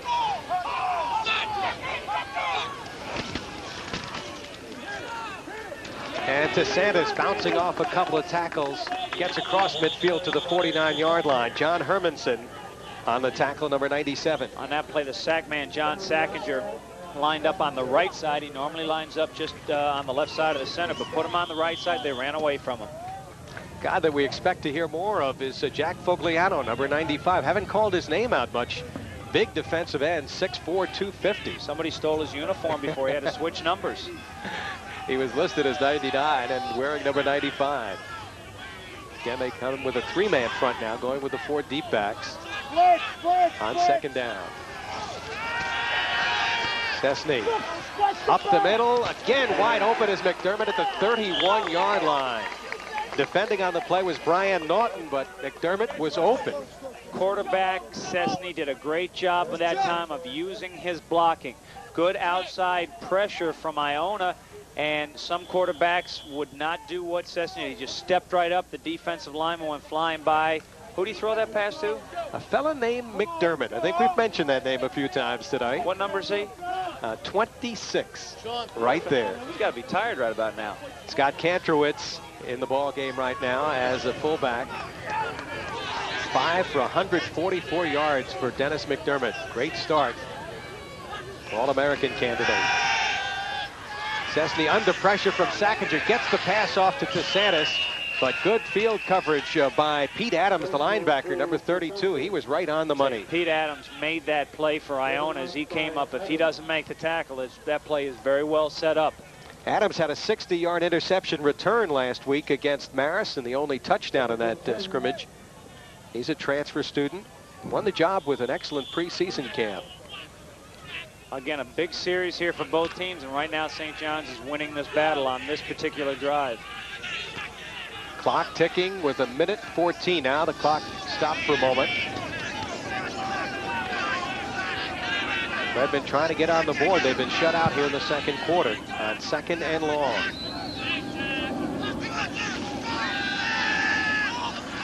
Chesney has some room. Throwing to the sideline for McDermott, but throws it out of bounds. Polanco was over there along with Brian Norton. Double coverage. And Sackinger again putting some heat on. Smart play by Cessna. Just throw it away. Don't let anybody catch it. You don't have to worry about intentional grounding if you're throwing it towards the receiver in this play. And of course, with McDermott, you never know. Maybe you can catch the ball out of bounds. Who knows with this kid? He's looked great tonight. There he is, number 26. Well, Scott Cessna has thrown 2 touchdown passes. He's only 2 shy of the school record set by Todd Jamison. Todd was a great player and starred with Dennis Blygen back in the early 80s. Coach Blygen. Coach Dennis Blygen now. 3rd and 10. Cessna will not get to the line of scrimmage. Now, big play for the Iona Gales. Sackinger won't get the tackle nor the sack on that play, but he made a great play there, putting pressure on Cessna, forcing him to run. Sackinger, very strong, very tough outside move. There he is lined up on the right side. Normally he's lined up more, and he just beats his man to the outside. Ooh.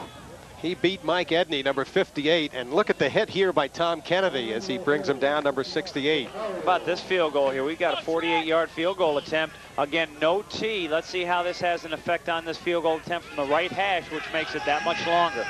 Tricario was 7 for 16 at field goals last year. It is up. It's got a shot, and it is good. Wow. Anthony Tricario, who is a Liberty Conference star as a freshman, had an outstanding sophomore year and was only 7 for 16 last year, comes up with what may be St. John's record as far as a field goal is concerned. Well, I'll tell you something about that field goal. It's from the right hash, and again, in college, the hash marks being so wide, that's a much longer field goal than just 48 yards.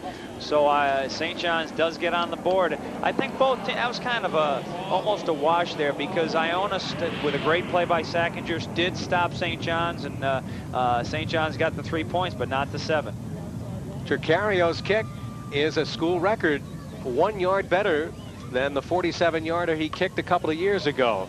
Time is 15 seconds remaining in the first half. And here's where you would probably see a nub type of kick, squib type of kick to keep the Iona from getting any kind of positive return. Would not be surprised to see Tricario. You see him right there, 14 with the tee. Of course, you can still use those on the kickoffs. See what kind of kick he tries here.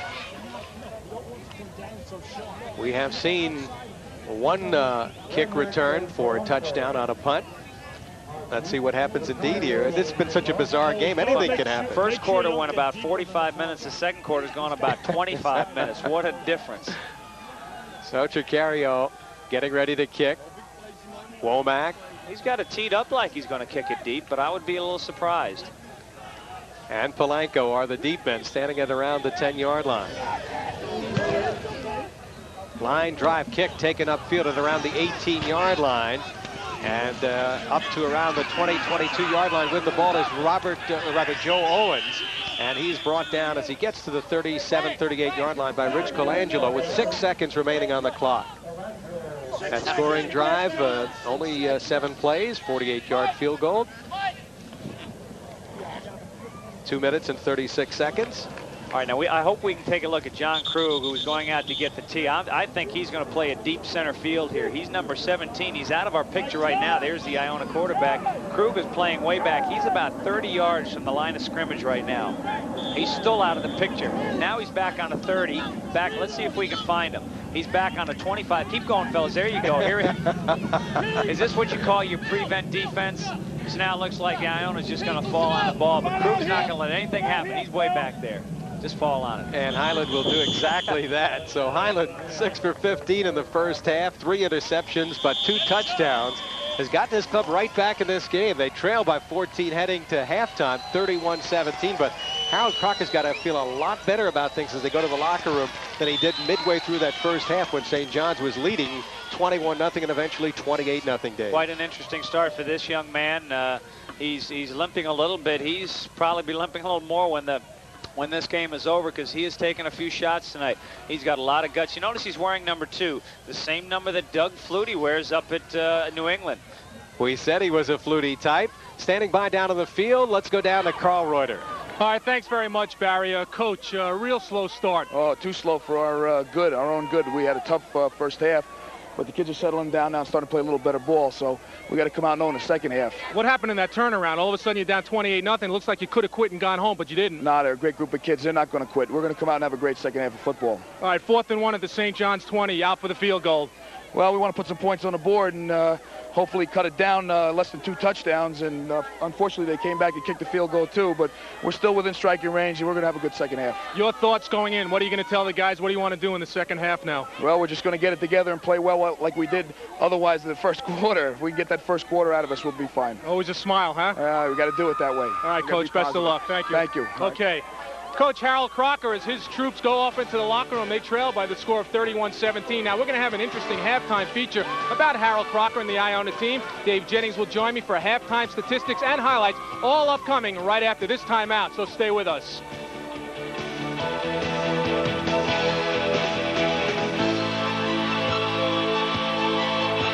Hi, I'm Jerry McDougall. At Apple Bank, we believe that our loyal customers deserve something extra. That's why we've introduced the Apple Bank Family Program. Members of the Apple Bank family receive special benefits like reduced rates on loans, free checking with interest, a low-rate Visa card, a personal family banker, and 24-hour banking. The exciting new Apple Bank Family Program. Join now and feel good about banking again. Apple Bank for Savings. We're good for you. Attention sports lovers, now it's easy to appear on a TV game show with sports stars. Show off your sports smarts on TV, win big prizes, be a TV contestant on Team Trivia, the all-new sports game show premiering on Sports Channel. For your chance to be on TV, call 1-900-820-7080 on a touch-tone phone. Answer 6 sports questions, win the chance of a lifetime, be on TV, and win thousands of dollars in prizes. Call 1-900-820-7080. Show them you're a winner on TV.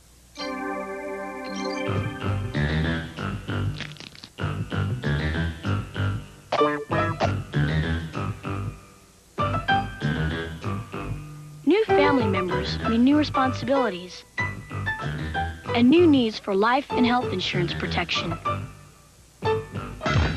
Why not drop in on your MetLife representative to help you figure out what's right for you and your family? Get Met. It pays. This fall, Sports Channel's got a lineup of local gridiron greats that's hard to beat. St. John's, Fordham, CW Post, Wagner, Stony Brook, and more. Every week, join former Jet and Giant Dave Jennings, along with Barry Landers, for Sports Channel's Metro College Football Game of the Week. Next Friday at 7:30, the high-scoring St. John's Redmen host Siena. Live local college football on Sports Channel. A lot to get excited about. Welcome back to Redmen Field, campus of St. John's University in Jamaica, New York. The halftime score, St. John's 31, Iona 17. You know, Harold Crocker is now in his 5th year as head coach of the Iona Gales, and the first couple of seasons had been real tough on the Iona coach. Now, even though the program has pretty much come back to a level where he'd like to see it, Crocker would like to forget those early years. Now, recently, I had a chance to meet with Crocker and his team, and they told me how this program has turned the corner. Iona football is looking to turn the corner. 2 years ago, the Gales were 5-4. Last year, the squad was only 3-6, but 5 of those losses were by a combined total of only 15 points. While those 2 seasons would be considered mediocrity by most, it was only a short time ago that Iona suffered through a 27-game losing streak that was extended through the better part of 4 seasons. It was a total losing attitude. No one knew how to win, and everybody just expected when they played Iona that they were going to blow us out and it was going to be an easy win, like just run all over us. And I came in and I came from a winning tradition at Mount St. Michael, and I came in and everybody was just down on themselves. No one knew how to win. You know, it was tough. It was really tough. While Iona suffered through that long losing streak, a lot of people were down on the program. But one person who really had faith in turning the corner was Coach Harold Crocker. And you find out who your friends are when you're down in the dumps a little bit, and everybody was most supportive and helpful, especially at Iona. But, you know, there's sometimes you close the door and you look at the blackboard and say, hey, what are we doing? And then it gets out of your head and you know what we're doing. We're going to turn it around. We're the guys that are going to get it done, and you sell it. And the kids buy it, and you work with them, and you do it. One of Crocker's first steps to turn the program around was to recruit better athletes. But how do you convince a player to come to a school where the word winning wasn't in their vocabulary? Oh, it's definitely a challenge, and we were looking for special people who could come in and be positive and help us break a bad streak, and we found some of those kids. So that was big. That was very, very good to go out and convince some people that Iona's a great place, and we're going to turn it around and then go out and do it. Tell you the truth, when I heard they were like 0-22 or whatever it was, I wanted to come here because I looked at it as a challenge. Because when I talked to Coach Crocker, that's exactly what he said. We didn't have the troops that other people had. We had low numbers and some athletes that weren't up to par with some of the competition. But we just worked and kept it positive. And Coach Crocker's positive attitude finally paid off. Iona broke that 27-game losing streak and finally received the recognition and respect the program was seeking. Everybody jumped on the bandwagon, and everybody wanted to be part of the football team. Everybody wanted to know somebody on the football team. You know, that kind of helped us out. You know, it kind of gave a positive attitude towards the football team in general. The 87 season was the turning point. We brought in some transfers. We brought in some people who could help us out right away. We brought in a good freshman class. So that was basically the turning point. The morale was better, the numbers were better, and we just put it all together. The administration, we talked about putting a new field on campus, which is going in right now. So all the little pieces started to fall into place. And what does Coach Crocker mean to Iona's success? He is Iona's success. He came and really turned the program around, you know. He puts everything into the program. I mean, he gives the guys everything. You know, he just goes out 110% every game, and I think he's the motivation for the team, you know. No matter what happens, he just picks us up and gets us ready for the next week. What makes Harold Crocker tick? He loves football, loves the game, and he's a people person. He loves the kids that are here at Iona. And the streak is now history. It's history, thank God. No, I never want to see anything like it again, to be honest. And that's one thing that you know about Harold Crocker is he will always be smiling. He said he's a people person. He loves his players. Well, you saw him go up at halftime trailing 31-17. He spoke with us. He had a smile on his face. He has reason to be happy because this team is certainly ready and has turned the corner. Now, when I come back, I'll be joined by Dave Jennings. We'll go over some halftime numbers and some highlights, so stay with us.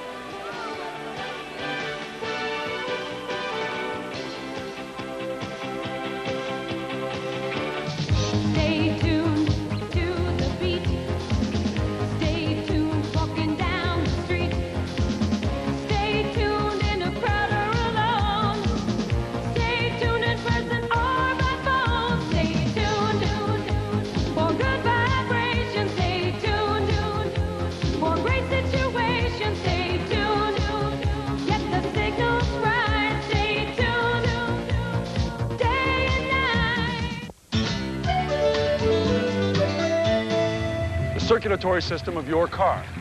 That's where Texaco's new System 3 gasoline starts to bring new life to fuel injectors and valves. It can keep new cars running like new and actually help restore performance to older cars. You'll get more power from every octane.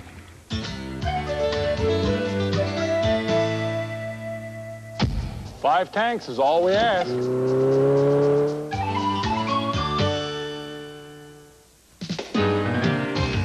I'm a busy guy, and my time is valuable. Keeping in touch is important to me, so I need a cellular phone. Naturally, I go to the Wiz, where Cellcom and the Wiz take care of everything. There are no hidden costs. Buy your cellular phone from the Wiz and get a free antenna, installation, and choice of 9X or Metro One service at no extra charge. When you need a cellular phone, the Wiz and Cellcom are the singular source for everything cellular. Nobody beats the Wiz. Back here at Redmen Field, campus of St. John's, we're at halftime. I'm joined by Dave Jennings, 31-17 St. John's. Two different ball games so far, Dave. Two different quarters. We saw in the first quarter a lot of points. It was a long quarter. You saw Cesny McDermott hook up several times. McDermott with a touchdown on the punt return, and he's the guy we've called a lot. We said we were going to call his name. We didn't know it'd be that much. Your impression so far of Highland. Now, the St. John's coaches were concerned. He was rolling out very successful when he rolled out to the left side. He's got a lot of guts. He's got a lot of instincts. One thing he's got to be careful about is running too quickly. He'll get out, and just after 3 or 4 steps, he'll go. He's got to learn to stay back there, but he's got a lot of spunk. We saw him on one play where he ran around and hit Farrelly for the touchdown. He's a good-looking young kid. You surprised that he has hung in there? He was trailing 28-0 at one time. Not at all. I think when I spoke with Coach Crocker early on, he said he's going to stay with Highland no matter what happens tonight. And it's important that he does to give the kids some confidence. I think what happened early on with the offensively, they tried to do a little too much. And then they slowed it down, went with some running plays, and then they calmed down, and then they started throwing the ball again, and you saw what happened. Well, one thing, standing here along the sidelines, you notice that St. John's started feeling their oats a little bit. They thought they had this ball game won, but we still got a ball game here at 31-17. We talked about that up in the booth about sometimes when you get that big lead, you say, hey, we got the game. It's easy. 4 touchdowns in about 10, it seemed like 10 minutes of playing time. And they said, well, we got this game, and they kind of set back a little bit. Then things started going Iona's way, and they took advantage of it. All right, let's look at the halftime numbers. On the board, it's 31-17 in favor of St. John's. What do you notice over there that might be outstanding? Well, you look at McDermott, 5 receptions, 144 yards, and also not included in that number was a great punt return, a very long punt return. We'll see that in a few minutes. You also look at Cesny, 9 for 16, 187 yards, 144 of those to McDermott for 2 touchdown passes. But Highland not doing poorly himself. He's nice job, 6 for 15, 126 yards. St. John's a lot of penalty yards of 56 yards already. You know, sometimes when the things go against you, they just add up and they snowball, so to speak. And we saw that in the second quarter when things kept going against St. John's. Penalties, remember the fumble on the kickoff return, which helped Iona. These things, it's tough to get it back once you lose it. All right, let's take a look at some of those halftime highlights, and it was pretty much the Dennis McDermott show in that first half. Well, until they made, now you'll see here the punt, the first punt. Now, once the ball, the McDermott gets by, you'll see him make the catch. Once he gets by the first couple of guys, he's gone. You've got to get him early, and right here he gets through, and now there's nobody left. And also the kicker, we talked about at the top, this AstroTurf field, Iona hasn't been on this. Watch the kicker go down. You'll see him coming to your picture here shortly. Boom, he went down. He's on AstroTurf. McDermott, great player. All right, now let's take it over on the other side, the flip side. Now, Billy Highland, we talked about him trailing 28-0, but here he scrambles and he finds the big guy Farrelly for that touchdown. If you follow Iona football for the next 4 years and Highland stays healthy, you'll see a lot of this. It almost looks like a Doug Flutie play. Same number that he's wearing right now, the Patriots, a little head fake, a little ball fake, and by now Farrelly's going to work himself open. This is a play. It's very tough for your defensive back to stay with your receivers. Looks like he's going for Arterbury. Wait a second. Here comes a big guy. Juggles it. Imagine if he had dropped that. Ooh. Well, I'll tell you the one thing that I'm impressed with, that he was rolling out to his left, Highland, and throwing back against the grain. That's tough to do. Well, it's very tough to do, very difficult to do. What you'd like to do is be rolling out in the direction that your arm can throw the ball, which in his case is a right hand. You'd like him to roll out to his right. But again, he was just running, and he's the type of guy that can make up things as he goes along. He did there, and I think you'll see a lot of that in his career. All right, let's put Dave Jennings in the coaching position right now. If you're St. John's, you had the early lead. What are you saying right now in the locker room? Well, one thing that Iona did, which I thought was important, they went to the 4 defensive backs where they doubled McDermott.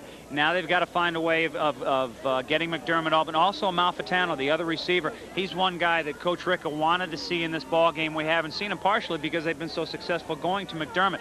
But Iona did make the change. Let's see if they maybe find a Malfitano here in the second half. And quickly, Harold Crocker has that positive attitude, and he's taking that into the locker room. What do you think he might be saying? Well, he's saying, let's forget the first quarter. Remember the second quarter. Just keep playing hard. You guys didn't give up. That's the important thing. They didn't give up. They got the momentum back. They held St. John's to a field goal late in the first half. If that had been a touchdown, it would have been a big 7 points. It was only 3. We've got ourselves a ball game. All right, indeed we do. 31-17, the halftime score. St. John's on top of Iona. Back with more right after this timeout, so stay with us.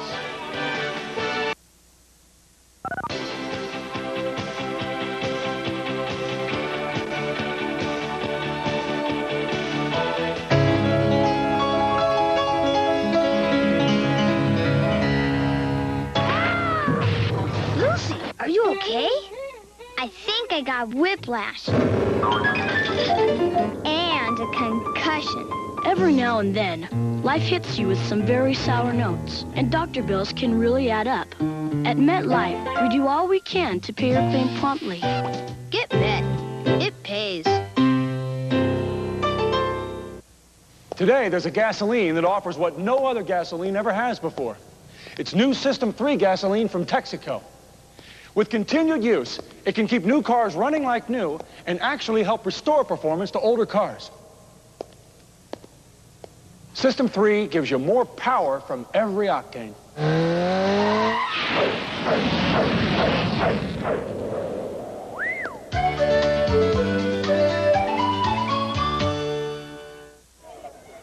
Back here at Redmen Field, campus of St. John's University, Jamaica, New York, now joined by the offensive guard, Richie Carroll. And Richie Carroll plays for CW Post. And Rich, tomorrow the CW Post Pioneers open up against Salisbury, but you're out here, I guess, on a scouting mission tonight?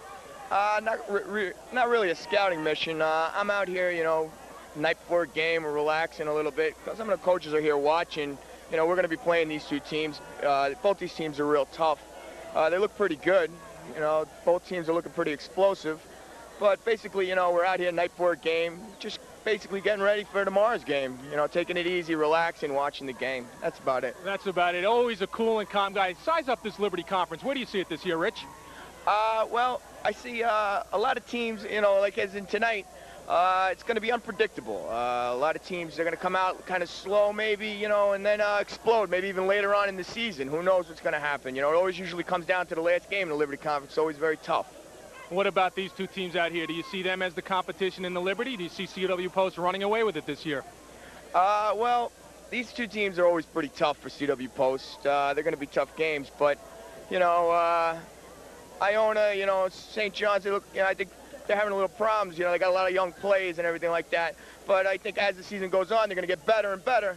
We don't face them until later on in the season. I think, you know, they're going to be pretty tough. I think CW Post stands a good chance of winning it all if we go out, you know, and stick it to them. But, hey, so does everybody else, you know? Always an outspoken guy. Now, let's size up this Post team a little bit. We see Scott Szczesny out here throws the football. Highland doing a nice job out here for the Iona team. Now, you've got a good quarterback there, too, in Jeff Doyle. You got a guy that's sitting behind him in Bob Truman. Yeah, absolutely. Jeff Doyle's going to be a good one this year. He's going to go out there. We're going to throw the football. CW Post always throws the football. Got the big offensive line. We got Chris Cameron, Pete Porcelli at center, myself at guard, and Big Bob Smith at left offensive tackle. You know, hey, we got a lot of protection up there. You're going to give them a lot of time. You know, these teams are running, you know, St. John's, they're running the ball. They're throwing the ball with McDermott and Szczesny. But we got a couple of hookups there, too. We got Bob Schroeder and Doyle. So, you know, we got that backup Truman, so it should be pretty good. I've got to ask you something. A lot of people have seen you. A lot of people have heard you. You're very outspoken. I don't think it's an ego problem. I think that's just the Rich Carroll personality, because you made a strong statement about the Hofstra team when Hofstra and Post plays, and, of course, we'll have that game here on Sports Channel. What is it about Rich Carroll? Is it just something that you're all filled with enthusiasm and you just like to let it go out? Absolutely. I'm ready to play. I'm all fired up for the season. Hasn't started for me yet. Tomorrow, 1 o'clock, we'll be going out there and we're ready to explode. CW Post is just isn't a bomb waiting to explode. That's what it comes down to. And I got a lot of emotion inside me, you know, and I try and restrain it. I know you ask me a lot of questions. It's hard and everything like that to hold it in. But I try and go out on the field. I try and back up what I say. And as long as I back it up, well, you know, then that's the way it works. You know, we go out there, we play hard, a lot of hard hitting, and that's the way it is. All right, now the statement that you made about Hofstra was pretty much that you're going to have them for breakfast and that they're the pancakes, and you told them to bring the syrup. Give me a prediction on that game, because we have that in a couple of weeks. Well, I think it's going to be a tough game. I don't think anybody's going to run away with it. It's going to be a real tough game. They're going to probably be the biggest defensive line we face this year, I would think. They got that Fink character over there. He's a pretty tough kid. Character, not a player, right? No, he's a player. They're all players over there, don't get me wrong. But, I think Post will come out victorious as long as we, we concentrate, go to practice, work hard, say our prayers, vitamins, the whole bit. You're all ready to go, and if it's one thing I know about Coach Mickey Kwiatkowski, he might have all 95 players that dressed that game come out with a bottle of syrup for you guys. Well, just any given day, anybody can come out the winner. All I have to say is, hey, whoever's the best team on that given day will be the winner. That's it. I don't think I have to tell anybody that Richie Carroll is a communications major. Now you can see why. Rich, thanks very much. Good luck tomorrow against Salisbury. Thanks a lot. Take care. All right, he's running away, so let me send it back upstairs to Barry and Dave. Barry? Thank you, Carl. Very outspoken, Richie Carroll. And, of course, we'll be seeing those Post Pioneers in a couple of weeks. Next Friday, Sports Channel continues its exclusive coverage of local college football when Siena tackles the St. John's Redmen. It's gridiron action.